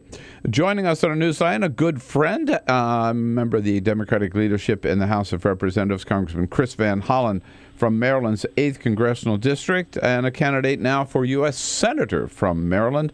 Hey, Congressman, good morning. Good to have you with us. Bill, always good to be with you. Thank you. I haven't seen you in a while, so it's good to talk. And let me ask you, first of all, about the big news for the Democratic Party yesterday. Vice President Joe Biden saying, after much deliberation, he's decided that he doesn't have enough time to put a campaign together. What's it all mean, Congressman? Well, first of all, let me salute the Vice President for his incredible service. I have great affection for Joe Biden. I've worked with him closely on budget issues over the year. I got to play the stand-in for Paul Ryan when the Vice President was preparing I remember, for his right. debates in the last election. And, he's exhibited incredible leadership and, of course, suffered incredible personal loss. So I just salute the Vice President for all his incredible work. I think his decision is good for the party in the sense that we've got a number of strong candidates out there right now. I think Democrats were very proud of the debate they had the other night in contrast to the Republican circus. So I just want to salute the Vice President for all the work he's done and doing. Well, you wouldn't have been asked to stand in for Paul Ryan if you didn't know Paul Ryan well, sitting there as a ranking Democrat on the Budget Committee. What do you think? What kind of a speaker is he going to be? Are you looking forward to working with him as speaker? Well, look, I'm looking forward to working with any of the Republican leaders if they're willing to work with Democrats to get things done. As we know, one of the reasons they've been unable to find a speaker is because they have the demand from their Tea Party caucus, the so-called Freedom Caucus, to not negotiate. And that, of course, is what brought down Speaker Boehner, because he understood that in order to keep the government open, he had to, put up a vote that worked with Democrats. After all, that vote just a few weeks ago to keep the government open, a majority of Republicans voted no. Mm-hmm. And so Speaker Boehner knew that he was going to have to get Democratic votes to do that. Paul Ryan's obviously been looking for what I call a little prenuptial agreement with the Tea Party caucus. And as you saw yesterday, he did not get the endorsement. He did not get enough votes to get the endorsement of the caucus. They require an 80%. Yeah. And I'm not sure he got the procedural rules change he was looking for. He was looking for a change to the rule that allows people to call to vacate the chair, which is the rule that the Tea Party folks have been using to sort of keep Speaker Boehner under wraps all the time. So, it looks like that Paul Ryan would have the votes, but he still hasn't, to my knowledge anyway, officially declared whether he's going to be Speaker. But I will say that I look forward to working with anybody, but if you look at the Paul Ryan budget and the Republican budgets that have been put forward, they're really destructive to the country. They're documents and proposals that would dramatically disinvest in America, privatize many parts of Medicare. Right. Well, I wanted to ask you about that because, we get the impression, Congressman, particularly everything's relative, I guess, but you get the impression when you hear the Tea Partiers that Paul Ryan is some kind of a moderate. But again, you've been there when he's rolled his budgets out. They're anything but moderate, right? Well, they're certainly not moderate in any way. They're pretty extremist blueprints for the country. And when I say extremist, very much out of touch with the mainstream of the country. They would require very deep cuts in investments in areas that are important to help our economy grow, but also grow opportunities. I mean, he would dramatically cut the category of the budget that we use to invest in our kids' education, starting with early education, cut the part of the budget that we use to invest in scientific research to find treatments and cures to diseases, the part of the budget that we use to fund our transportation infrastructure. And then, of course, when it comes to Medicare, he turns it into a voucher program, which privatize it, right? Essentially transfers the rising costs of health care onto the backs of seniors. Medicaid, they cut by almost $1 trillion. These are the monies, most of them that go to help seniors in nursing homes and people with disabilities. So it's a pretty radical document. It's a you're on your own document, and nobody should be under any illusions that we're talking about moderate leadership. But look, if they're at least willing to talk and be willing to negotiate, that would be a positive step. Of course, Speaker Boehner was willing to do that too. It's just that they drove him out of town for doing it. Right. Now, Congressman, this hearing today on the Select Committee on Benghazi, I guess before we talk about what we might expect out of this hearing today, why do we need a Select Committee on Benghazi in the first place? Well, of course we didn't. And even Speaker Boehner, as another example, did not want to create the special committee on Benghazi. Why? Because we'd already had hearings in all the regular standing committees, right? The House Intelligence Committee, again, Republican-led Intelligence Committee had a hearing. The House Republican-led Armed Services Committee had already had hearings on Benghazi, as have the committees in the Senate, and not one of them found any kind of wrongdoing in the awful tragedy of Benghazi that resulted in the loss of 4 Americans' lives. But not one of them found wrongdoing in that tragic incident. And so when the Republicans didn't get the answer they wanted through the normal process, Kevin McCarthy and others, Kevin McCarthy, the Republican leader, pushed for the creation of the special committee on Benghazi. And, of course, Kevin McCarthy is the one who said on national TV just the other day what it was all about. And it was all about, quote, bringing down Hillary Clinton's poll numbers. So it was all about politics, which is shameful and disgraceful, the waste of taxpayer money, as well as going on a witch hunt rather than, and really dishonoring the memory of the 4 Americans who died. Is there any way, do you think, today, looking forward to today, what we can expect that Republicans will be able to contain themselves in terms of their questioning? They always seem to just can't resist going over the top. Well, what I've heard is that, given the fact that Kevin McCarthy, let the world know what let most the cat of us out of the did bag. know. Let the cat out of the bag. And then, of course, you had another Republican member of Congress, Congressman Hanna, the other day reinforced McCarthy's point that this was all about witch hunt and politics. And then, of course, you had one of the Republican investigators from the Benghazi committee come forward and say that he left because he didn't think it was appropriate to engage in the witch hunt against Hillary Clinton and use it for politics. Given all that, I think they've sort of told their members that at least on round 1, round 2 of questioning, they have to pretend this is about Benghazi and not about the emails. And, of course, they're not going to be able to plow any new ground there because there haven't been any. So, you're asking a good question. At what point will, they show their true colors?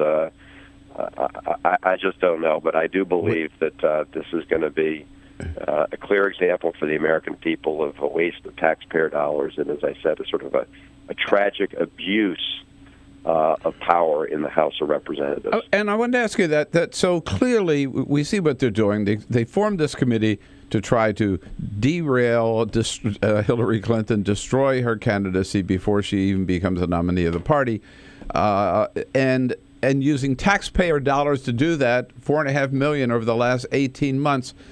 There's nothing we can do about that. I mean, they can just turn Congress into part of a political, anti-Hillary campaign. Is what they've done, and nothing we can do about it.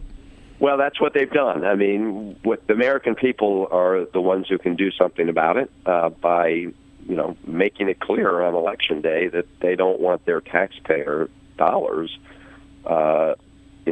thrown away in this kind of political kangaroo court.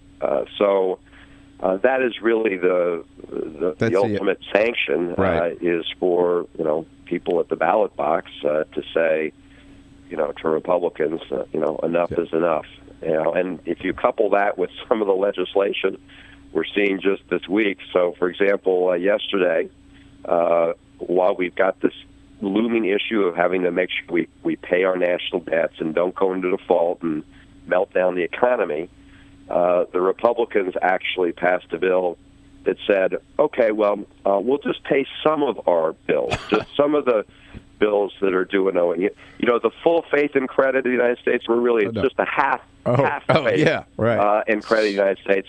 And amazingly, they chose the Chinese and other, major bondholders as the people they would pay first, instead of our veterans, instead of our soldiers, instead of doctors who provide Medicare services to seniors. It's the Pay China First legislation. Good Lord! Yeah. And if that wasn't bad enough, looks like tomorrow they will vote to repeal for the 61st time the Affordable Care Act, which, of course, is now providing affordable care to 18 million Americans who didn't have it already, and that's according to the nonpartisan Congressional Budget Office. God, man, what a bunch of clowns. Honestly, guys. Hey, Congressman, it's worse than we thought. I don't know. Yeah, it's even worse than you thought. That's right. Good to have you with us, Congressman. Thanks for fighting the good fight on behalf of all Americans. We appreciate that. Well, thanks. And look, we're looking for a Republican work with us. As some of us said. The Republicans finally created a job, the speakership. It's just nobody wanted it. That's right. Yeah, exactly. They finally created one job. One job. All right. Thanks, All Congressman. Talk to you again soon. Congressman Take Chris care. Van Hollen, Maryland's 8th Congressional District. I like that. Republicans. They finally created one job. Nobody wants it. Like politics? Then like The Bill Press Show on Facebook. This is The Bill Press Show. This is why you took a second job. Why you taught yourself how to fix the plumbing. Why you'll do whatever it takes to keep your home. And that is why we want to help. We are making home affordable, a free government resource that can make paying the mortgage easier. Call 888-995-HOPE today.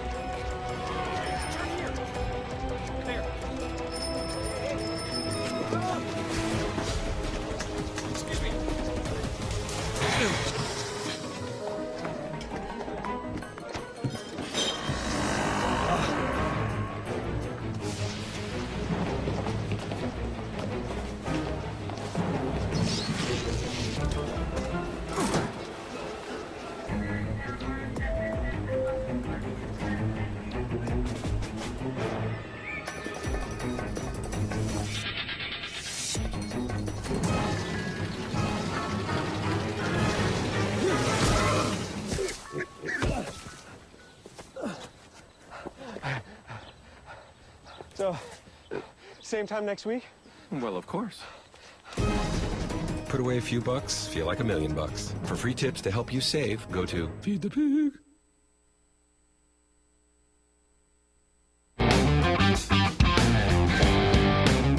Maybe not as loud as Donald Trump, but he's a hell of a lot smarter. This is your progressive headquarters for the 2016 election, The Bill Press Show. Jamal Simmons, a Democratic strategist, here for the entire hour as a friend of Bill. The next hour with lots and lots to talk about. Yes, speaking of Donald Trump out in Iowa yesterday, kind of saying, I started out with all this outrageous attack against immigrants. Maybe I ought to go back there. That worked so well the first time. So, yeah, he was at it again yesterday. In comments that are just disgusting, but they won't hurt him at all. But here's his latest take. I mean, the way our country's run, if it doesn't happen to be me that wins, you know what's going to happen? They're going to build a plant, and illegals are going to drive those cars right over the border. I'm telling you. It's going to cost them nothing right over the border, and then they'll probably end up stealing the car, and that'll be the end of it. Oh, I mean... Whoa. God. Yeah, no. It's a good reminder that as entertaining as Donald Trump is, and he is that, he is... a racist. Absolutely a racist piece of garbage. Yeah, total racist. They're probably going to come across the border and steal the car anyway. Right. Oh. And now remember, NBC cut their ties with him over his first comments about immigrants being all rapists. Rapists and murderers. Right. Now they're car thieves as well, right? And yet, NBC is going to have him host Saturday Night Live, November 7, was it? Yeah. No, November 7. That outrage made it all the way to the floor of the House of Representatives yesterday, where Congressman Luis Gutierrez says, how dare NBC do this? It is not that I don't get the joke. I haven't been kidnapped by the politically correct police. But when public figures cross certain lines, they should lose their privileges to host TV shows, at least until they've apologized for their unacceptable behavior. Yes, and Congressman Gutierrez goes on to say, what if Donald Trump were saying this about other groups of Americans? If Donald Trump had said gays and lesbians were murderers and raping Americans, would he get to host the show? It is every bit as much a fiction and a lie. Donald Trump has said some pretty awful things about women individually and collectively, but what if he said most women were criminals? Would the writers be thinking up of sketches for Trump if he had slandered an entire gender rather than an entire ethnic group? Yeah, it's an excellent question.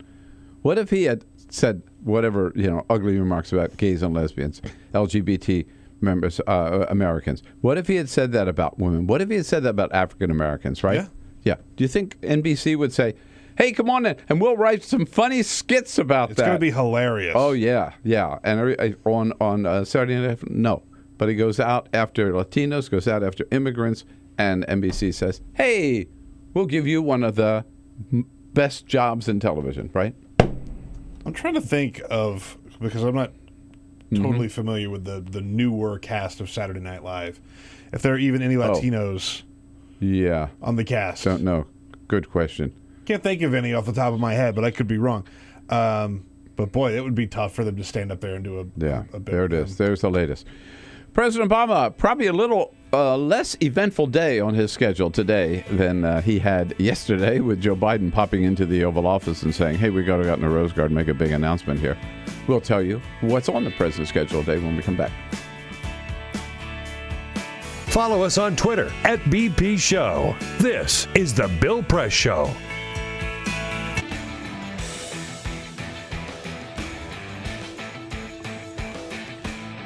All right, here we go. Hour number 3 coming up. Of course, on Free Speech TV, you'll be able to watch hour number 3 at 5 o'clock Eastern. A little delay there. Go out and do the rest of your day's chores and then come back. 5 o'clock Eastern, 4 Central, 2 Pacific. But you can watch right away on TawkrTV, youtube.com/TawkrTV, with our good friend, Democratic strategist Jamal Simmons in studio with us, as well as Josh Lederman from the Associated Press, both here for hour number 3. Welcome on board.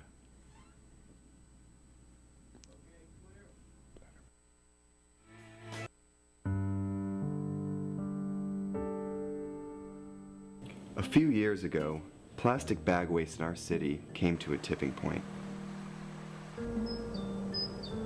It was clear we had a bag problem. My department was tasked to reduce plastic bag consumption. We needed to come up with ways to change human behavior. So we asked ourselves, should I get back? What do people really hate? Yep. Getting punched in the stomach. Preliminary studies showed that the consequences weren't severe enough to warrant behavioral change. Actually, can I get that double bagged? So we thought, what do people hate more than getting punched in the stomach? Kissing Helga. Big boy. People didn't find her so offensive after all, so we had to get creative. How many bags? Okay, now pour this ice water down your pants. We tried everything.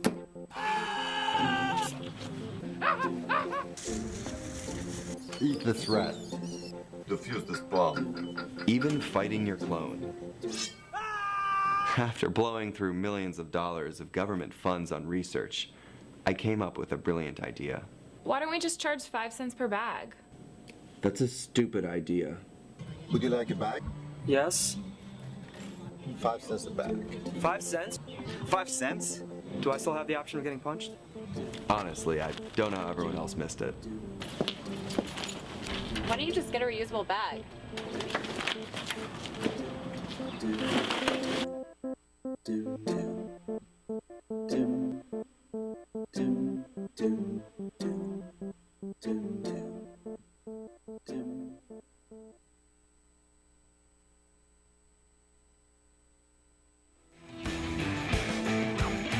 And the Ad Council.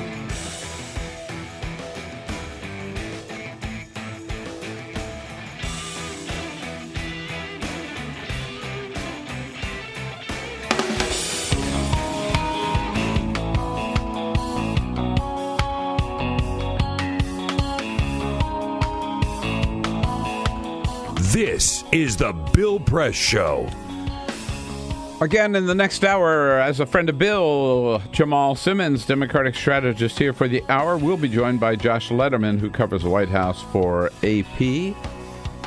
President Obama today, again, a little less eventful day, but he and the Vice President get the briefing this morning, and then he and the Vice President will hold a bilateral meeting with the Prime Minister of Pakistan. Boy, they've got lots to talk about. The latest with the Taliban and with the war in Afghanistan. Seeping over into Pakistan. Then the president this afternoon participating in a panel on criminal justice reform over across the street from the White House in the South Court Auditorium of the old Executive Office building. This afternoon, he is not citing a piece of legislation. He is actually vetoing the Republican version of the National Defense Authorization Act, which he pledged to veto. And our press briefing today is with Deputy Press Secretary Eric Schultz at 12:30. Back with Jamal Simmons. What's the latest on the political front? This is the Bill Press Show.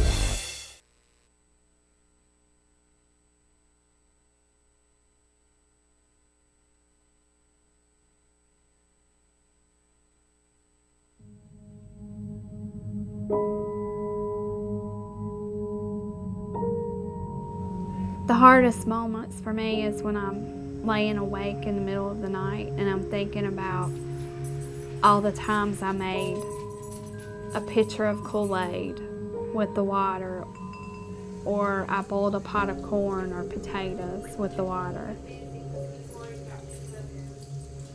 Those thoughts just stick with me in the middle of the night, and I feel horrible as a mom that I didn't know that something was wrong, but how could I have known? There's no way I would have known. The spill at Dan River happened when a drainage pipe that ran underneath an ash basin and dam collapsed, sucking out 6 decades of waste and spewing gunk directly into the river.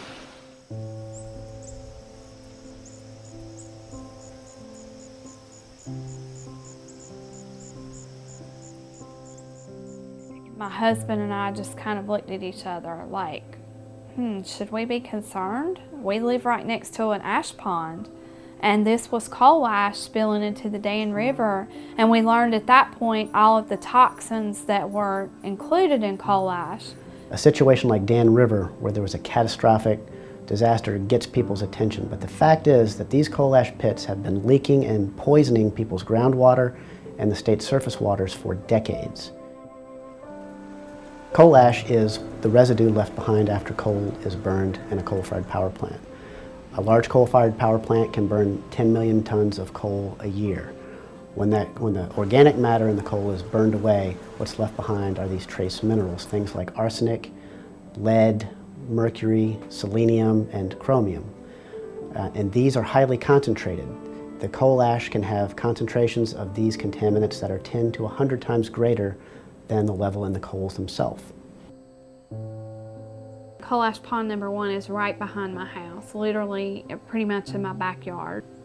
We were approached by a neighbor who was wanting to have their well tested, and we decided that maybe we should have ours tested as well. They found hexavalent chromium at 4.5 parts per billion. So in talking to the residents, we have discovered anecdotal evidence of an extraordinary number of cancers for this fairly small community. Some of us in the community got together. We started kind of talking about all the cancer that we've seen in some of our family friends in this community. I think we had somewhere in the neighborhood of around 70 names. So we had some help from our river keepers putting a map together. And it was a little shocking to see it. You know, I still have a hard time looking at it. Technically, EPA has not regulated coal ash as a hazardous waste, but it is undeniable that coal ash contains many, many hazardous substances that are hazardous, in fact, to people and the environment. And the only reason they have not been regulated as such is because of intense lobbying efforts by the coal industry and its allies. A lot of these chemicals are simple elements, but when you find them at the levels that they exist in around coal ash ponds, then you're starting to talk about cancer, brain tumors, you're talking about birth defects, developmental problems, neurotoxicity.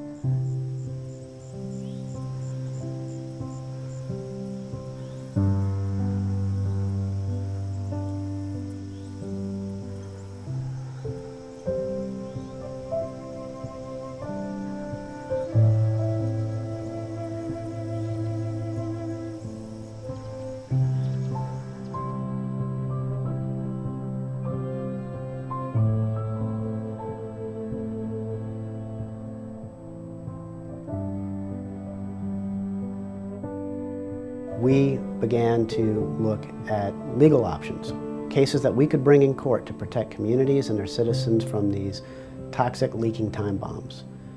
In 2002, North Carolina enacted a public financing mechanism for judicial elections. This kept private money out of judicial elections. The repeal of the public financing program in judicial elections in North Carolina creates a dangerous precedent for all, and it gives corporate polluters and other special interests the opportunity to elect the judges that they want. And this is important for us all. Everyone should care about this, because when you think about the fact that the state and the federal government have basically abdicated their responsibility to regulate these issues, the state courts are the last stopgap. I think this is no longer a problem that's going to go under the radar. It has been exposed, and I am confident that we will ultimately, with the facts, win out and ensure that we have protected waterways. And so this is something that we all should care about. If we're worried about the water we drink and the air we breathe, we have to be concerned about money in judicial elections.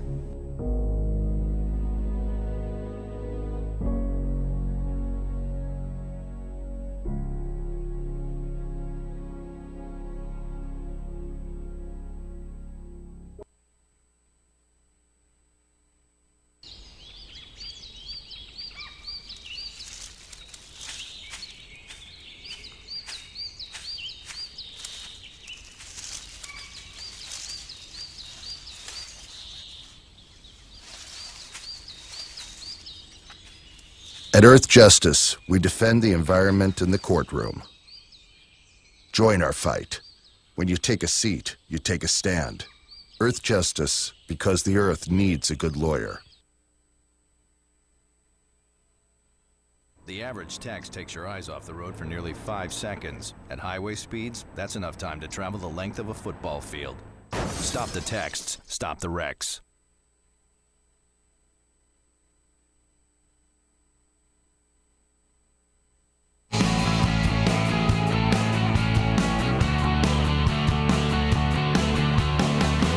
Broadcasting around the nation, on your radio, on your TV, and online. This is the Bill Press Show. The waiting game is over. Joe Biden is out, and Paul Ryan is in. Now we know. Hey, hello, everybody. It's the Bill Press Show on a Thursday, October 22nd. So good to see you today. Thank you for jumping on board as we head out to you coast to coast from our studio here on Capitol Hill in Washington, D.C. Good to be with you in Radio Land today on your local progressive talk radio station. Good to be with you on television on Free Speech TV. And we are so excited to welcome back one of our best friends, a good friend of Bill here for the entire hour, Democratic strategist and entrepreneur, small businessman, Jamal Simmons. Hello, Jamal. Nice to see you. Good morning. It's everything good to be here. Everything going well? Everything's going great. Thanks for having me. You look good. I got me and Peter. For those of you who can't see us, Peter and I have decided to do the Blue Shirt Twin Day. This is like the Danny DeVito, Arnold Schwarzenegger twins. I know. Right? Yeah. We almost look like brothers. Almost exactly the same, but you can't see it. Yours is blue. Yours is black. No? This is black. It's a dark blue. Oh, okay. Close So enough. we're navy and black. All right, navy and okay. black. All right. All right. Well, then a lot of diversity here. I'm not colorblind after all. Right. Okay. Bill's in light Is blue. the dress Jamal's blue in dark or blue. black? Remember that whole thing a couple months ago? We got it. Whole new thing. Yeah. Peter Ogburn and Jamie Benson. I was thinking about changing my name anyway. Yeah, Jamal Benson. I'll go by Jamie. He goes by Jamal. There you go, a little swap. I didn't know Jamie was short for Jamal. I didn't know that. Don't confuse me anymore. All right. Ray Rogers on the phones there, ready for your calls at 866-55-PRESS, and Cyprian Bolding. What's he wearing today? I don't know. I haven't checked it out yet. Cyprian, by the way, is wearing his Back to the Future T-shirt because he went and saw the marathon of Back to the Future in the theater yesterday. No, all three? All three. He saw. Wow. Yeah. That's commitment. Yeah, I know. No. I know. That's somebody who's got too much time on his hands. That's what that is. Right. So you happen to see, I'm sure, who hasn't seen Larry David's impression of Bernie Sanders last week on Saturday Night Live. So last night, Bernie was back in Brooklyn. Jimmy Kimmel is broadcasting this week from Brooklyn. He welcomed the prodigal son back. And, of course, he wants to know what Bernie thinks. Here he is. What did you think of Larry David's impersonation of you on Saturday Night Live? Well, I thought it was pretty good.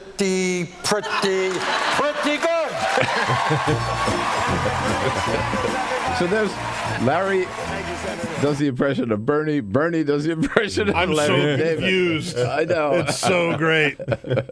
He had that down, though. Yeah. Bernie Sanders doing Larry David doing Bernie Sanders. Go figure it out. We got lots to talk about with Jamal. He's got something new, exciting he wants to tell us about as well.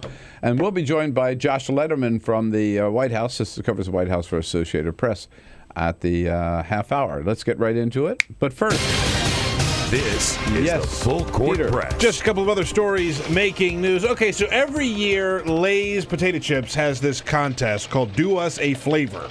And you are allowed to enter in a contest, like a flavor, and you enter a contest, and if you win the best flavor that America chooses, you stand to win a lot of money. So here's what happened. They picked a couple different ones that they tested. They picked kettle-cooked Greektown Hero, New York Reuben, wavy West Coast truffle fries, and biscuits and gravy potato chips. And we have a winner, as announced yesterday. I know my choice. The winner is, what's your choice? Truffle fries. Truffle fries. I'm a sucker for truffle fries. Truffle fries I like a lot, but they did not win. Oh, the winner these was people. the biscuits and gravy potato chip. No. The biscuits and gravy potato chip. Now I will say that I found these, and we had like a taste test, and we were on a road trip with the family. We all sat down, and we tried. They were not bad. They weren't great. And they didn't exactly taste like biscuits and gravy, but they were not bad. But here's what the winner gets. The winner is Haley Green from Noblesville, Indiana. Haley gets $1 million. American money? Or 1% of the net sales of that flavor through July 15th of 2016, whichever one is higher. Wow. Pretty good. That's pretty That's good. a good contest to get Right? in. I mean, all you got, yeah. We've all maybe, late at night, hanging out with your buddies, dreaming up. Here's the flavor. This is the flavor for the late night person is pizza with pepperoni potato chips. I'm on board. Maybe a little ranch on top, too, for the crust, right? Like, There you that's go. always the late night stoner crowd. Sign up next year. Yeah. That's it. That's our flavor. We're going to submit that next year. Let's do it. St. Paul, Minnesota, where there was a woman by the name of Lindsay Krieger driving along in her car on the way to work Monday morning. And as a lot of people do when they're driving, she reached down and grabbed a sip of her coffee. And then she was pulled over. The police officer pulled her over, threw the lights on the squad car, and said, "You are not allowed to drink coffee while you're driving." He cited it as distracted driving. Come on, man. No sipping and driving. Yeah, right? She's gone to the media, but she still has this ticket, which she says she's going to contest. Yeah, that's not a law on the books. It's not a law on the books, but I will say this. You can't text and drive, but you can eat and drink while driving. So you can put your makeup on while driving. You can do all kinds of things. The sergeant of the St. Paul Police Department, a man by the name of Mike Ernster, told the local news station that I can't comment on this, but, quote, the police officer has the law on his side, because it does fall into the category of anything that takes your attention away from the obligations of every driver, which is to pay attention. What about children? Yeah. That is a very good point. You're going to have to ban kids from the car. Exactly. And even talking on the phone, even if you have hands free, right? You got the earbuds. That's a distraction. Yeah. How many parents are all the time? How many parents are looking in the rearview mirror at their kid while they're driving down the street to make sure that everything's They're okay? distractions. You're my favorite little distraction. And we go to New Jersey. We've talked a lot about McDonald's and their all-day breakfast. They're pushing this very hard these days. You have. I haven't. Well, McDonald's is pushing it very hard. They really want everyone to know they're serving all-day breakfast. But one Burger King franchisee in Garwood, New Jersey, is not going to take it anymore. There's a McDonald's across the street, and he said if they can serve all-day breakfast, damn it, we can too. Huh. So he has started serving, the guy that runs the Burger King store there, he started serving muffins, croissants, hash browns, French toast, their breakfast platter, their biscuit sandwiches, the entire Burger King menu. Now, technically, you have to get the approval of Burger King to do this because of the franchise situation there. But they haven't stepped in yet. They're letting him do it. Yeah, he'll win that battle. I bet the I others think he will. The others will follow. I think so. You better be careful for the man comes down on him. I know, you're right. That's the king. Here comes the actual comes the Burger King. Thank you, Peter. 13 minutes after the hour, 14 minutes after the hour. Jamal, did Joe Biden do the right thing yesterday? Boy, I'm disappointed. I am too. Yeah, I think he probably did the right thing for himself, for his family. I think if he had declared for president 4 weeks ago, but obviously he was dealing with his own emotional issues, he probably would have had enough time and he would have been able to do this. And I'm not sure if he would have been able to beat Hillary Clinton or not, but I am sure he would have made her better. He would have helped energize the Democratic Party even more and make sure we had more energy and organization out in the rest of the country. And for me, that's the thing that I am the most concerned about in this election is there's a part of the party that's really energized behind Bernie Sanders, and then there's a whole other big section, maybe 60 to 50% of the party, who's not that energized by Bernie Sanders, and they're not that energized by Hillary Clinton either yet. And those are the people I think we've got to figure out how do we get to them. And we can't wait till April when we have a Republican nominee to start to get them excited about this election. Yeah, couldn't agree more. No, I mean, I thought Joe would have brought so much energy, and also he brings so much to the table. Absolutely. I mean, you look at his record in the Senate. We were talking a little bit earlier. You notice over this last 3 or 4 month period, we've all been living this decision-making process.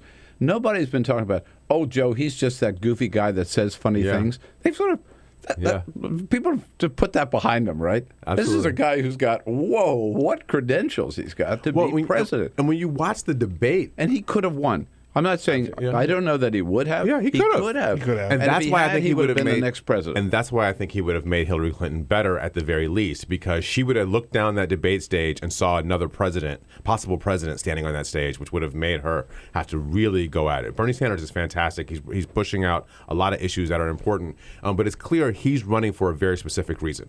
He's talking about things about income inequality. He's making that point. He's going after the oligarchs. We know why Bernie Sanders is running. When it comes to foreign policy, when it comes to environmental policy, when it comes to all sorts of other things, Hillary Clinton needed somebody else on that stage with the same level of breadth and depth that she had to be able to really push her on some of those issues. But he really did. Did he? You can't criticize him. I mean, the loss that he suffered, and this is on top of the other loss that he suffered. You just can't say, "Come on, Joe, you should shake it off," right? Right. Because the grief is a very personal thing. Absolutely. It takes some people longer than others, right? But in the end, he did wait too long. Yeah. And maybe he couldn't help himself, but he waited too long, right? Absolutely. And I'll tell you, this is the longer I'm in politics, the longer I know this to be true. When people want to run for office, you don't have to wait to find out.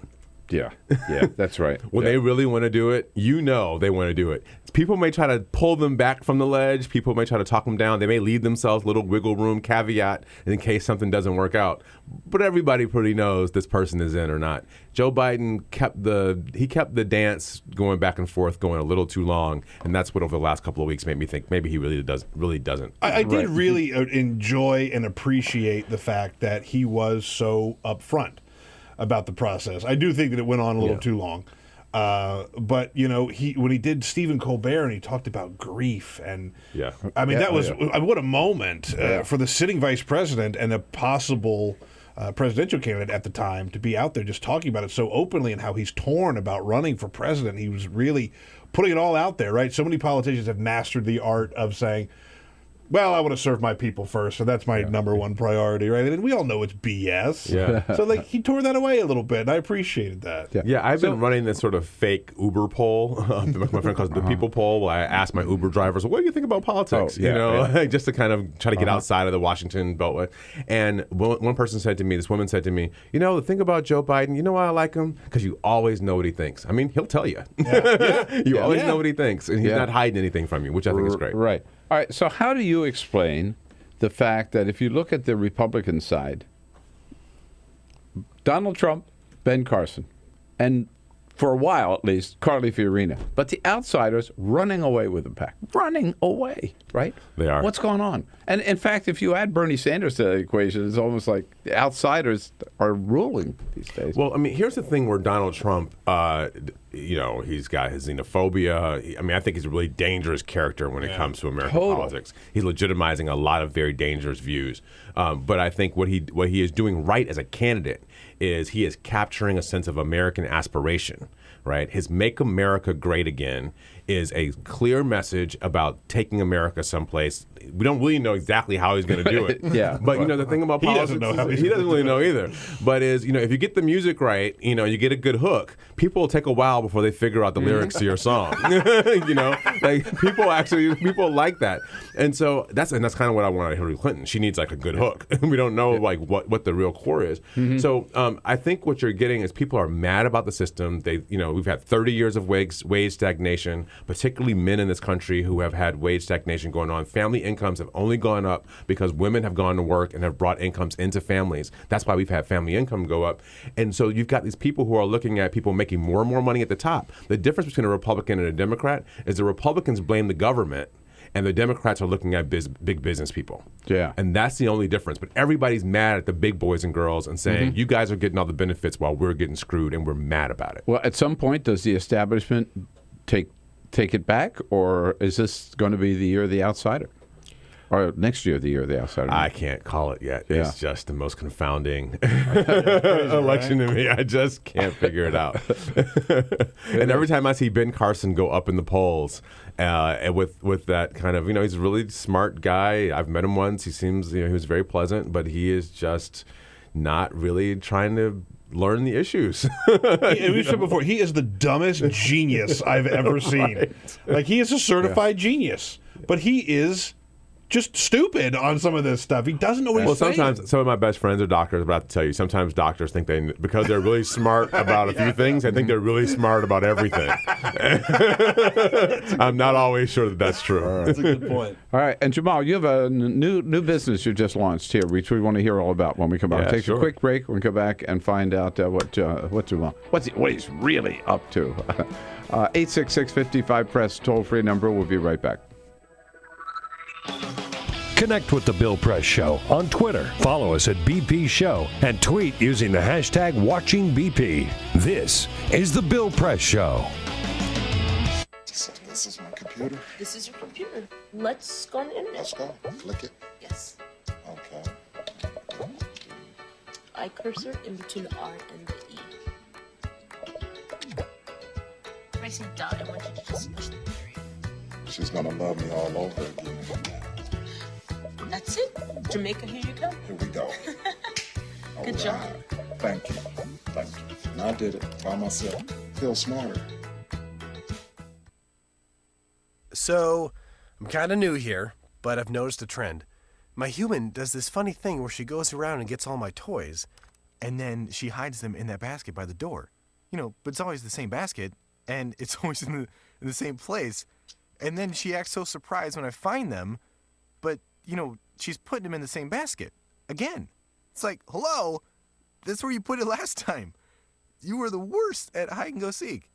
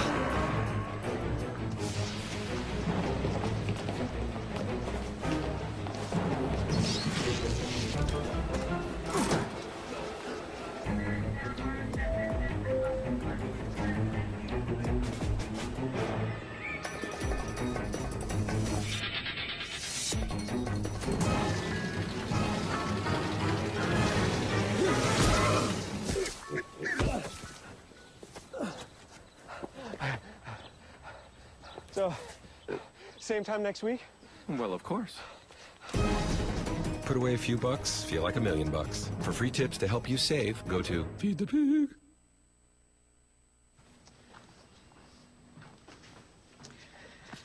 All right. I know this isn't any fun to talk about, but we should. Okay. So who's going to do what? I'll pack the dead batteries. Great. I'll only put what I don't need into a duffel bag. Perfect. That's totally unhelpful. No problem. Meanwhile, I will try to comfort everyone by speaking in a calm voice. And I'll try to get the generator going without any gas. Oh, let's not forget the cell phones, which probably won't work. Right. And who is going to handle supplies? I can forget to do a list for us. Thanks, pal. Well, I think we couldn't be any less prepared. I'm proud of you guys. Talk to your kids about who to call, where to meet, what to pack. Visit ready.gov/kids for tips and information. Hey, thanks for stopping by. You know, I followed your character since the first episode. I'm a big fan. Big fan. Thank you. And listen, your storyline, it makes for incredible TV drama. Thing is, your drug use is very adult content. Too adult for the kids. So I'm gonna have to block you. Oh, man. Yeah. Well, have a good one. You're a nice lady.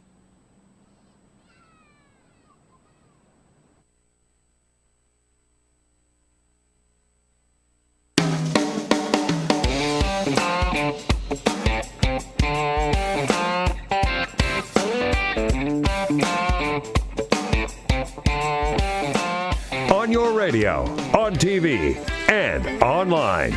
This is The Bill Press Show. Big day at the White House yesterday. We'll hear all about it from Josh Lederman with Associated Press, joining me and Jamal Simmons here at the half hour. Jamal Simmons for the entire hour as a friend of Bill with a whole new project, something you've been working on for a long time. Finally launched it. Tell us about it. Yes. Thank you for having me. I think when I was here probably about a year or so ago, I was talking about this thing we were doing. We're very focused on this issue of diversity in tech. How is it that we get more young people from different backgrounds to participate in the technology economy, right? And we came up with this idea. It's called CRATE, but stay with me now. Okay. You got to spell it in a funny way. It's CR Roman numeral 8. Oh. So CRVIII. That's cool. Right? Oh, Great. I see. It's for the kids, Bill. It's for the kids. Got it. Okay. yes. Good. I'm like so Wu-Tang it's not for the kids. It's not crate, because this headline here says CRATE. Correct. But see, that's because you're thinking linearly. You got to expand your mind. I'm just saying that this is what was handed to me. Okay. Right. Okay. Yes. So great. here's what we did. It. We went to Detroit about 2 weeks ago, and we got this billionaire guy to give us a piece of land on a pretty depressed part of town. He's been clearing out this land and putting up woodlands and planting trees and farmland. We got a woman who built houses out of shipping crates. We got a shipping crate. It dropped in the middle of this plot of land. Cool. My artist, designer, business partner came in, painted the whole thing, decked it out with carpet on the inside, AstroTurf, put a wishing well inside. We put Wi-Fi in there. We got some tables out front. Microsoft came and they brought 6 Surface tablet computers for people to use in the community. People came, kids did their homework. A young woman was there, a young high school girl was there. She did an entire school paper on a Saturday afternoon while she was sitting there. Yeah. So less than 2 out of 5 people in this neighborhood have access to broadband internet at home. A woman brought her daughter and her son with her. Her daughter's 6 or 7 years old. It's amazing, right? Things that we all do every day. Yeah, and she had never seen her daughter use a computer before. And the daughter opened up this Surface tablet, starts playing around with it, and mom is amazed because she'd never seen this because the daughter has computer at school, but they don't have internet access at home. Yeah. Right? And so this is sort of the issue. If we want people to participate in the new economy, we've got to get them the tools to be able to do it early enough that they can let their minds expand and grow. And that's what we want to do, is close the gap in this community for a weekend. And we call our company Crate because valuable things throughout time have been carried in simple packages, in crates. And what we want to do is be a repository for ideas, for projects, for new business ideas, that sort of thing. We launched apps, one on the iTunes Store, one in the Google Play Market. The apps came out last week. People are joining. They're starting to talk about what it is they're creating. And we want that to happen because we think that will spark some new ideas and people will create new products and we'll get new innovation. This is great. And where do people find out about it? You can go to crviii.com, crate.com. Crate.com. And the apps are all, I mean... You can link to the apps there. You can you go to the iTunes Store, Google Play Market. People have Android phones. It's for everybody. All right. It's for the kids, Bill. It's for the kids. We got it. This We'll be right is back. the Bill Press Show.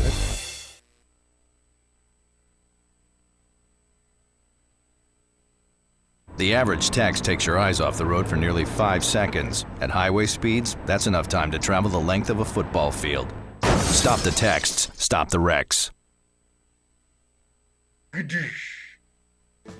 Before now, it's been difficult for criminals like us to know which states have loose gun laws. How would a criminal like me know which states permit me to carry loaded guns in their amusement parks, golf courses, or beaches? I have some violent friends. We all wear leather jackets and scream at women. And we want to find out which states we can buy and sell guns easily. CrimAdvisor.com. That's the site to find out where it's easiest for felons and fugitives to buy, carry, and even traffic guns. That's why I love Arizona, where I can go see the beautiful Grand Canyon and carry a loaded gun without even having to get a background check. You would fail that background check. I'm sure of it. Now, what about a road trip? What states can I go to fill my trunk with guns and take it back home for my even more dangerous friends? CrimAdvisor has a list for that. That's so unreasonable. Our traffickers' top 10. Nevada. What happens in Vegas may have to stay in Vegas, but your guns don't. Bring them over to California and sell them. The market up there is hungry for guns.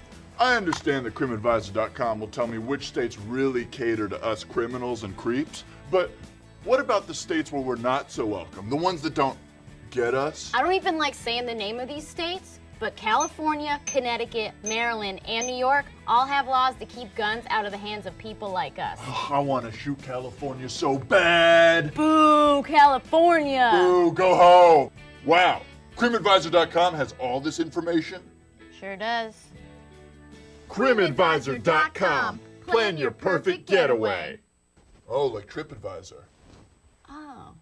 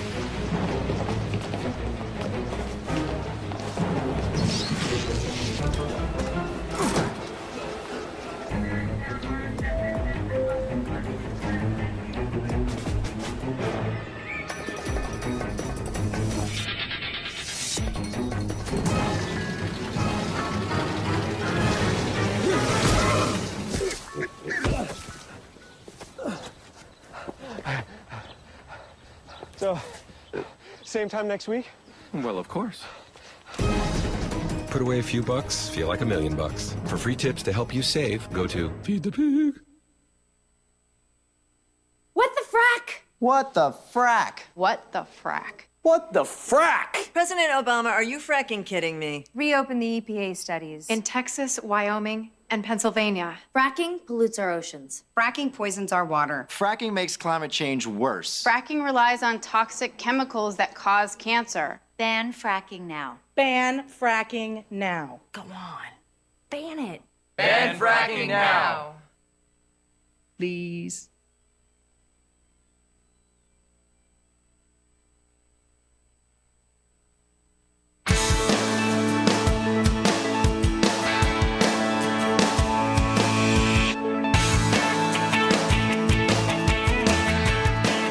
He's not running for president, but he will shake hands and kiss babies. It's the Bill Press Show, your progressive headquarters for the 2016 election. All right, at 33 minutes after the hour, it is the Bill Press Show here in our nation's capital, booming out to you nationwide on the radio and on television, on your local progressive talk radio station, and on Free Speech TV. We're brought to you today by AFSCME, the great men and women of AFSCME. They are the largest public employee and healthcare workers union in the entire country, under the leadership of our good friend Lee Saunders. And for more information about their good work, we salute their good work, thank them for the support of the program, direct you to their website at afscme.org, AFSCME.org. Jamal Simmons here in studio with us as a friend of Bill, and Josh Lederman from Associated Press will be joining us momentarily. AFSCME, they do great work. Lee Saunders They do great work, and they have those great green shirts. I know. You can spot an AFSCME worker from a mile away at a campaign event. Yeah, indeed, you can. So, Jamal, I want to come back to the political scene for just a second before Josh gets here. We'll talk more about Joe Biden's announcement yesterday, because Josh was there. But, we focus on the presidency. What's going on with Senate races this year? Have you been able to follow this? Very important. I haven't seen that many of them. Very important. California, you've got a kind of a big race out there with Kamala Harris. Nevada, you could end up with your first Latina United States Senator coming out of Nevada.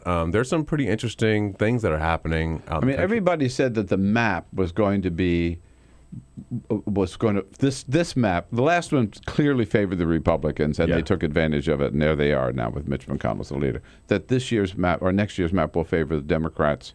Still true, and I think that's true because you get just the number, right? The 33 Senate seats that are up. You have more Republicans playing defense than you have Democrats, and so the Republicans are vulnerable this time. All right, and you have been you're managing some of these campaigns in the past. Are you still in the campaign business? I'm not really in the campaign business right now. I love to talk about it. You know what I'm sort of amazed by right now is what's happening in the House of Representatives. I mean, I think you guys were talking about this earlier, right? With Paul Ryan. The fact that these guys could not figure out how to get a speaker for weeks shows you what kind of disarray the Republican Party is in. And even though they seem to have settled on Paul Ryan now, it just tells you what's happening in these state parties as these folks are battling back and forth with each other over who's going to control the Republican Party. This is the most fascinating underbelly story of the entire cycle. Well, Chris Van Hollen, our guest a little bit earlier, made the comment, which I hadn't heard anybody else make, that the good news is that Republicans, after how long have they been in leadership? Since 2010, right? Yes. They finally created one job. But the bad news is nobody wants it. Nobody wants it. Remember John Boehner said, put us in charge. There's going to be jobs. Right. Finally, one job that nobody wants. Well, I am going to compliment one Republican, and I'm sure your audience may not like this, but it's true. I am happy when I heard Paul Ryan's speech the other night that he gave after that meeting. I thought to myself, boy, am I glad that guy's not running for president, because he just had the bearing and the attitude of somebody who was thinking about the bigness of the country and not just thinking about himself. Whether that's true or not, he presented it that way. He talked about poverty even. When was the last time a Republican talked about poverty? And I think on their side, they just have a bunch of nincompoops who are all running for president, and I'm glad Paul Ryan is staying in the House. But just no matter what they say today, how long is it before the Freedom Caucus turns on Paul Ryan? Oh yeah, it's weeks at the most. Yeah, right. At the most. I mean, they took down John Boehner, they took down Kevin McCarthy. They'll take down Paul Ryan. And I'm sure the 9 or 11 people who didn't vote for Paul Ryan said, you know what, we got to preserve our ability to go after this guy, so let's not give him a unanimous vote. I'm sure that conversation took place in that room. Exactly. Hey, look who's just showed up. Good to show you, Bill. Hello. Hello. Josh Lederman, how are you? How are you? We've been promoting you, saying you were coming in, so it's glad that you finally made it. He's here. It's great. I like to be a little fashionably late, as they say. I apologize to you. Hi, Josh. Good to see you. You too. Josh Lederman covers the White House for AP. He's the guy that sits in the front row, right in the, as I always give him a hard time about, in Helen Thomas's seat. Whoa, that's a lot to live up to. He's channeling Helen Thomas every day. So, were you at the White House yesterday when the call came to get your ass out to the Rose Garden? I was. I was actually in a briefing in the Roosevelt Room with some other reporters. Oh, you were in that briefing about related to climate change issues. And at about noon, which was supposed to be the end time, but it was running late, an aide came in kind of frantically and said, we got to wrap this up. And the staffer said, we'll just have a few more minutes. And they're like, no, we got to wrap this up right now. And it was about 10 seconds later that all of our phones started just blowing up because they had just made an announcement that basically 5 minutes to scramble to the Rose Garden for some type of an appearance. So we all rushed into position and, prepared for what we assumed was going to be the big announcement. And didn't you know that, I think we did, right? If it's in the Rose Garden, and if the president is going to be by his side, he's not going to announce he's running for president.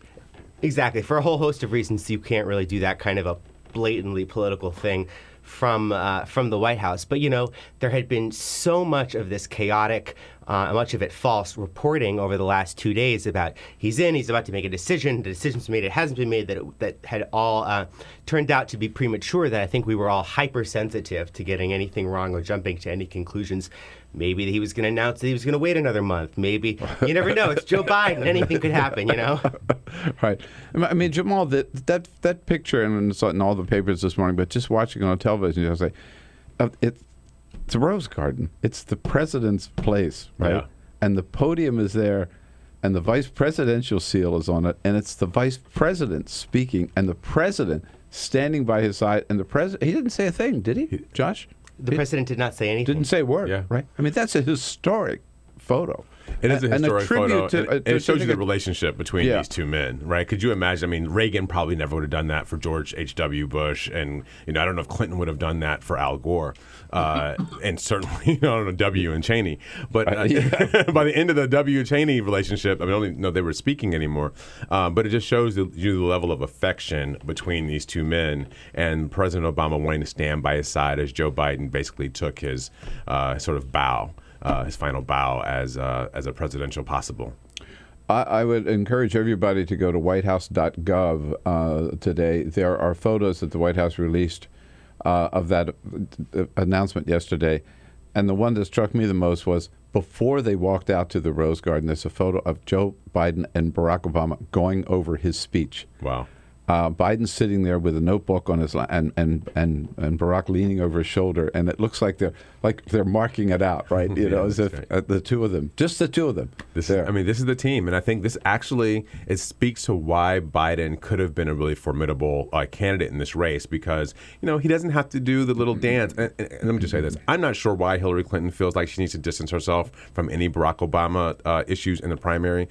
Democrats love Barack Obama, particularly African-American Democrats who are a core part of the governing constituency for Democrats, love Barack Obama, would vote for him for a third term. I don't think anybody's looking for that in the Democratic Party, and she's getting beaten up by the left. Don't run away from the president.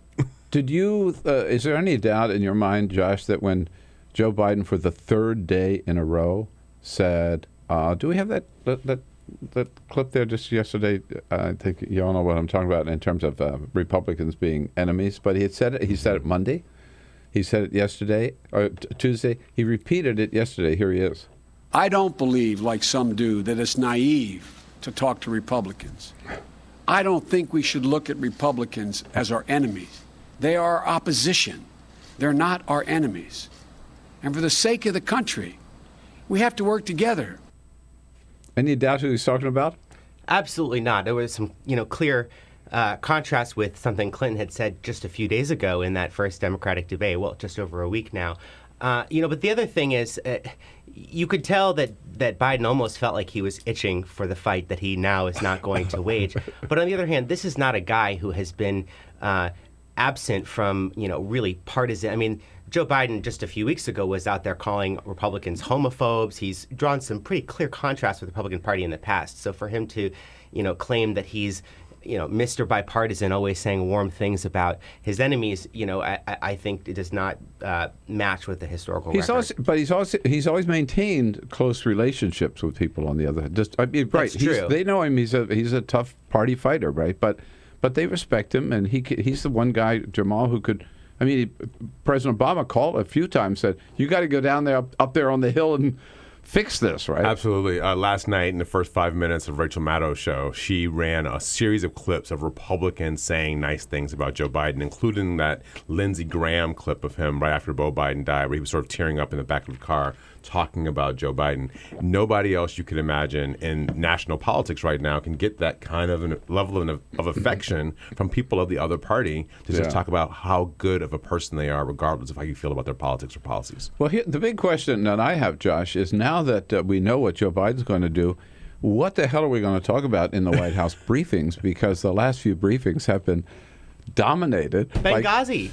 Okay. There had been the possibility that had Joe Biden run, everything that the White House did from now until January 2017 would have been viewed through this lens of, is Obama trying to align himself with Hillary or Biden? What is he, implying about the race? Now it'll just all be, what is Obama doing vis-a-vis Clinton? So, she has a criminal justice proposal. Is Obama stronger? Is it weaker? Why didn't you do this? Why didn't she convince you to do this when she was Secretary of State? And it'll become that kind of a dynamic. All right. So we'll have Benghazi, and we'll also have Syria. I think will continue to be on the agenda. We'll get into some of those issues with Josh Lederman and Jamal Simmons, and all of you. When we come back, don't forget you want to join the conversation. We've got a question for either one. 866-55-PRESS, our toll-free number.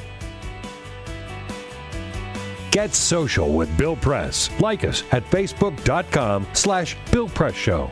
This is The Bill Press Show.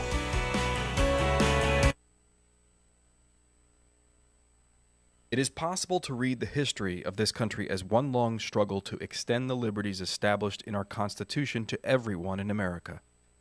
In other words, who, according to our laws and culture, gets to be considered a person? The law creates legal personhood, and movements create law and change culture. So, how have the courts passed laws to shape our culture? That history goes way back before Citizens United.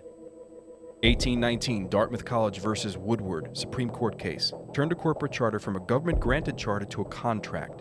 This ruling gave corporations standing within the Constitution. 1886, Santa Clara County versus Southern Pacific Railroad. Though the court did not rule on corporate personhood, the decision was subsequently cited as a precedent to hold that a private corporation is entitled to the same 14th Amendment rights of due process and equal protection as human beings. This makes it impossible for us to make laws that treat local businesses any differently than giant multinational corporations, even if their business practices are deemed to be harmful to workers, the environment and communities, or if they have a history of violating the law. Hale versus Henkel, 1906. The court granted corporations the Fourth Amendment search and seizure protection. Dodge versus Ford Motor Company, 1919. The Michigan Supreme Court says the business corporation is organized and carried on primarily for the profit of the stockholders. Stockholder primacy is established. The purpose of the corporation, according to the court, is no longer to serve the public good, as it had been. It is now to maximize profit for shareholders above all else. Pennsylvania Coal Company versus Mahon, 1922. Corporations get the Fifth Amendment takings clause, meaning if you pass a regulation that impacts a corporation's ability to make a profit, that is deemed a taking, and they can sue for the right to future profits lost. This creates a chilling effect, and local and state governments become much more hesitant to pass laws in the public interest for fear that corporations can claim loss of potential profits that cities and states will be on the hook to pay. Buckley versus Vallejo, 1976. The Supreme Court rules that spending money to influence elections is protected under the First Amendment, in effect saying that money is speech. Citizens United versus Federal Election Commission, 2010. Today, the Supreme Court of Chief Justice John Roberts declared that because of the alchemy of its 19th century predecessors in deciding that corporations had all the rights of people, any restrictions on how these corporate beings spend their money on political advertising are unconstitutional. The court's ruling threatens to undermine the integrity of elected institutions across the nation. It's a rejection of the common sense of the American people.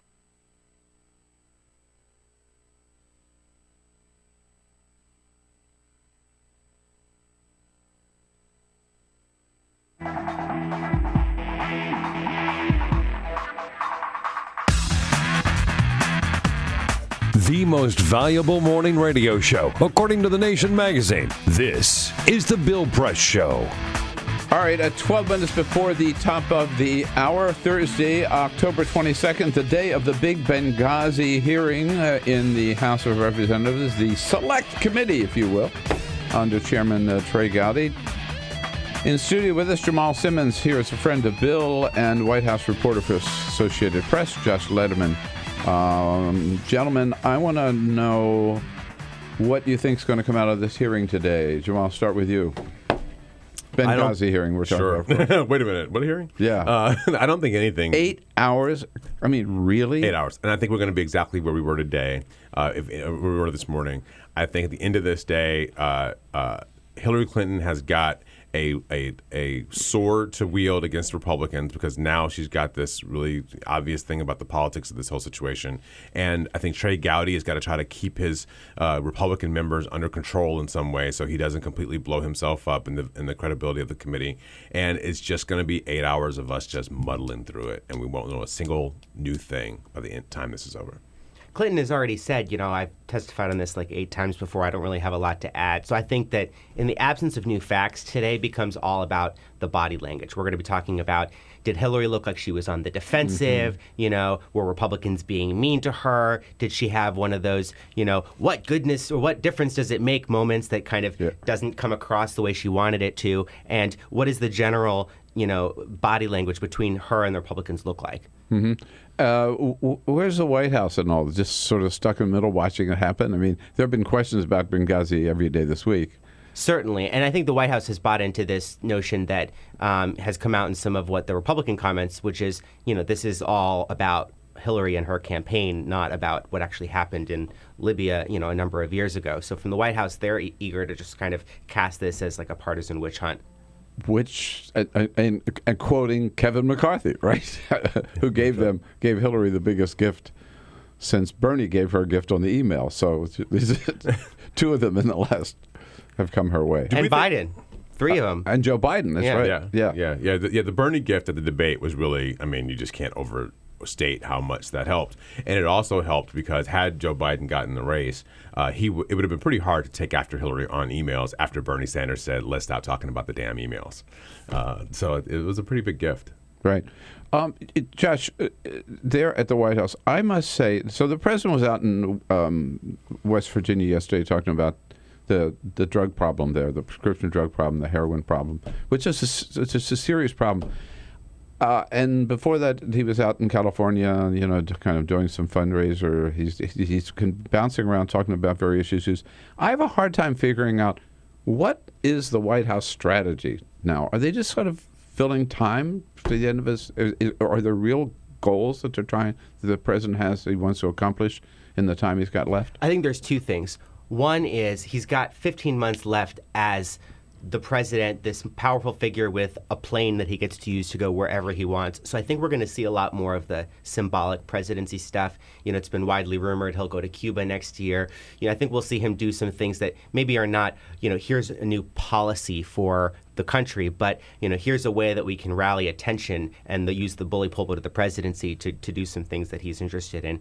The other thing is that so much of Obama's agenda and his legacy is still kind of not yet done. Like it's all still pending in a way. He's got all of these climate regulations that are about to get hit by really big lawsuits as soon as they're officially published. He's got other things that Republicans are trying to roll back. So I think they're in execution mode. What can we lock into place before I leave so that if a Republican is elected, they're not going to roll the whole thing back? Yeah, Jamal, the Republicans have scheduled, Chris Van Hollen told us this morning, I think today maybe or tomorrow, the 61st vote to repeal Obamacare.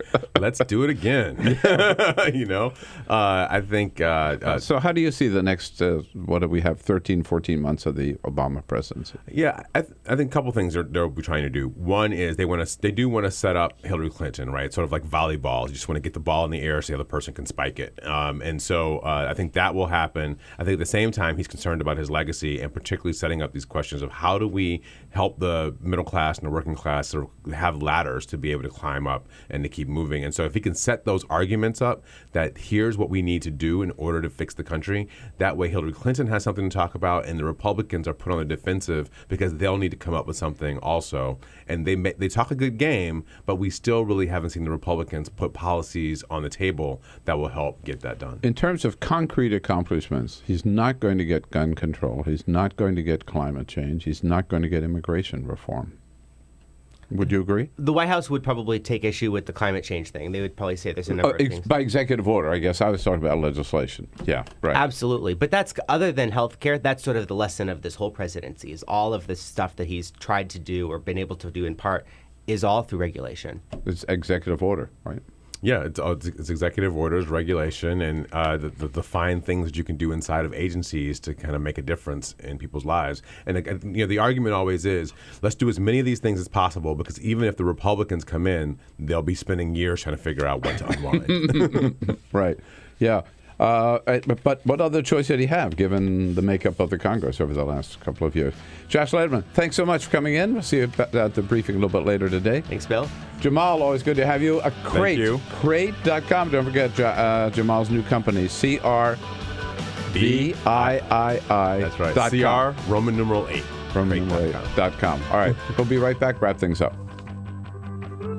Your progressive headquarters for the 2016 election. This is The Bill Press Show.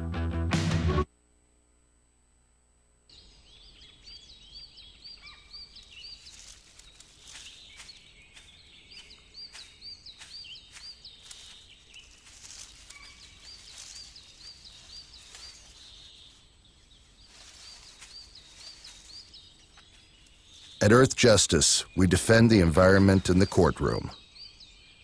Join our fight. When you take a seat, you take a stand. Earth Justice, because the Earth needs a good lawyer. Broadcasting around the nation, on your radio, on your TV, and online. This is The Bill Press Show.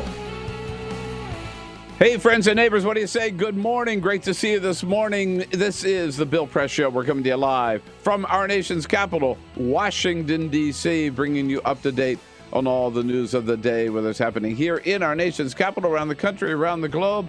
Coming to you live on your local progressive talk radio station, on Free Speech TV, and worldwide on our video stream, TawkrTV. Events in the nation's capital. Hi, everybody. It's Bill Press. This year marks the 10th anniversary of doing the Bill Press Show, every day covering the news of the day with the nation's top newsmakers, either on the line or in our studio right here on Capitol Hill in Washington, D.C. Not only that, I go to the White House briefings every day to get answers to the top questions of the day. Bottom line, if it's happening in Washington, D.C., either at the White House or the Capitol, we are all over it. Every day, we welcome to our studio political leaders and reporters and labor leaders and newsmakers to help us understand the issues of the day. You know, we started out as a radio show only, but over the years, we have branched out to all forms of the new media. So today, we're not just a radio show. We are podcasting, streaming audio, streaming video, and we are simulcast live on Free Speech TV nationwide. Reaching out to 40 million households on Free Speech TV, in addition to hundreds of thousands on local radio stations and online. AFGE is so proud to be associated with this show and looks forward to being working with Bill and this show for a long time. Bill Press is the right man at the right time with the right message. And thanks to the Bill Press Show, we get our message out to thousands and thousands of people every day. Thank you, Bill Press. The Teamsters are a proud partner with Bill Press on his show, telling the truth about what's going on with working families. Tune in. Yes, it's been a fun and exciting 10 years so far for the Bill Press Show. We're looking forward to many more with all of you, broadcasting live every morning from the nation's capital. On your radio, on TV, and online.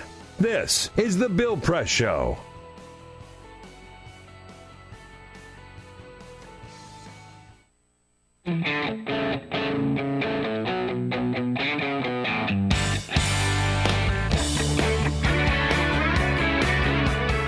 The Parting Shot with Bill Press. This is The Bill Press Show. Oh, Joe, say it ain't so, but we know it is so. The vice president making his big announcement yesterday, which is really too bad. Joe Biden brought more experience and more leadership skills to the table than any other candidate today. And had he started earlier, I really believe he would have won the Democratic nomination. And I know he would have made a great president of the United States. Yesterday's announcement also marks the end of a glorious 43-year career of public service. So now, with no chance to be president, Joe Biden is just going to have to settle for being one of our best and one of our most influential and most effective vice presidents ever. And you know what? That ain't too bad. Thank you, Joe. That's our parting shot for today, folks. That's it for today. Have a great Thursday. Watch that Benghazi hearing. Come back and see us again tomorrow. We'll be looking for you. This is The Bill Press Show.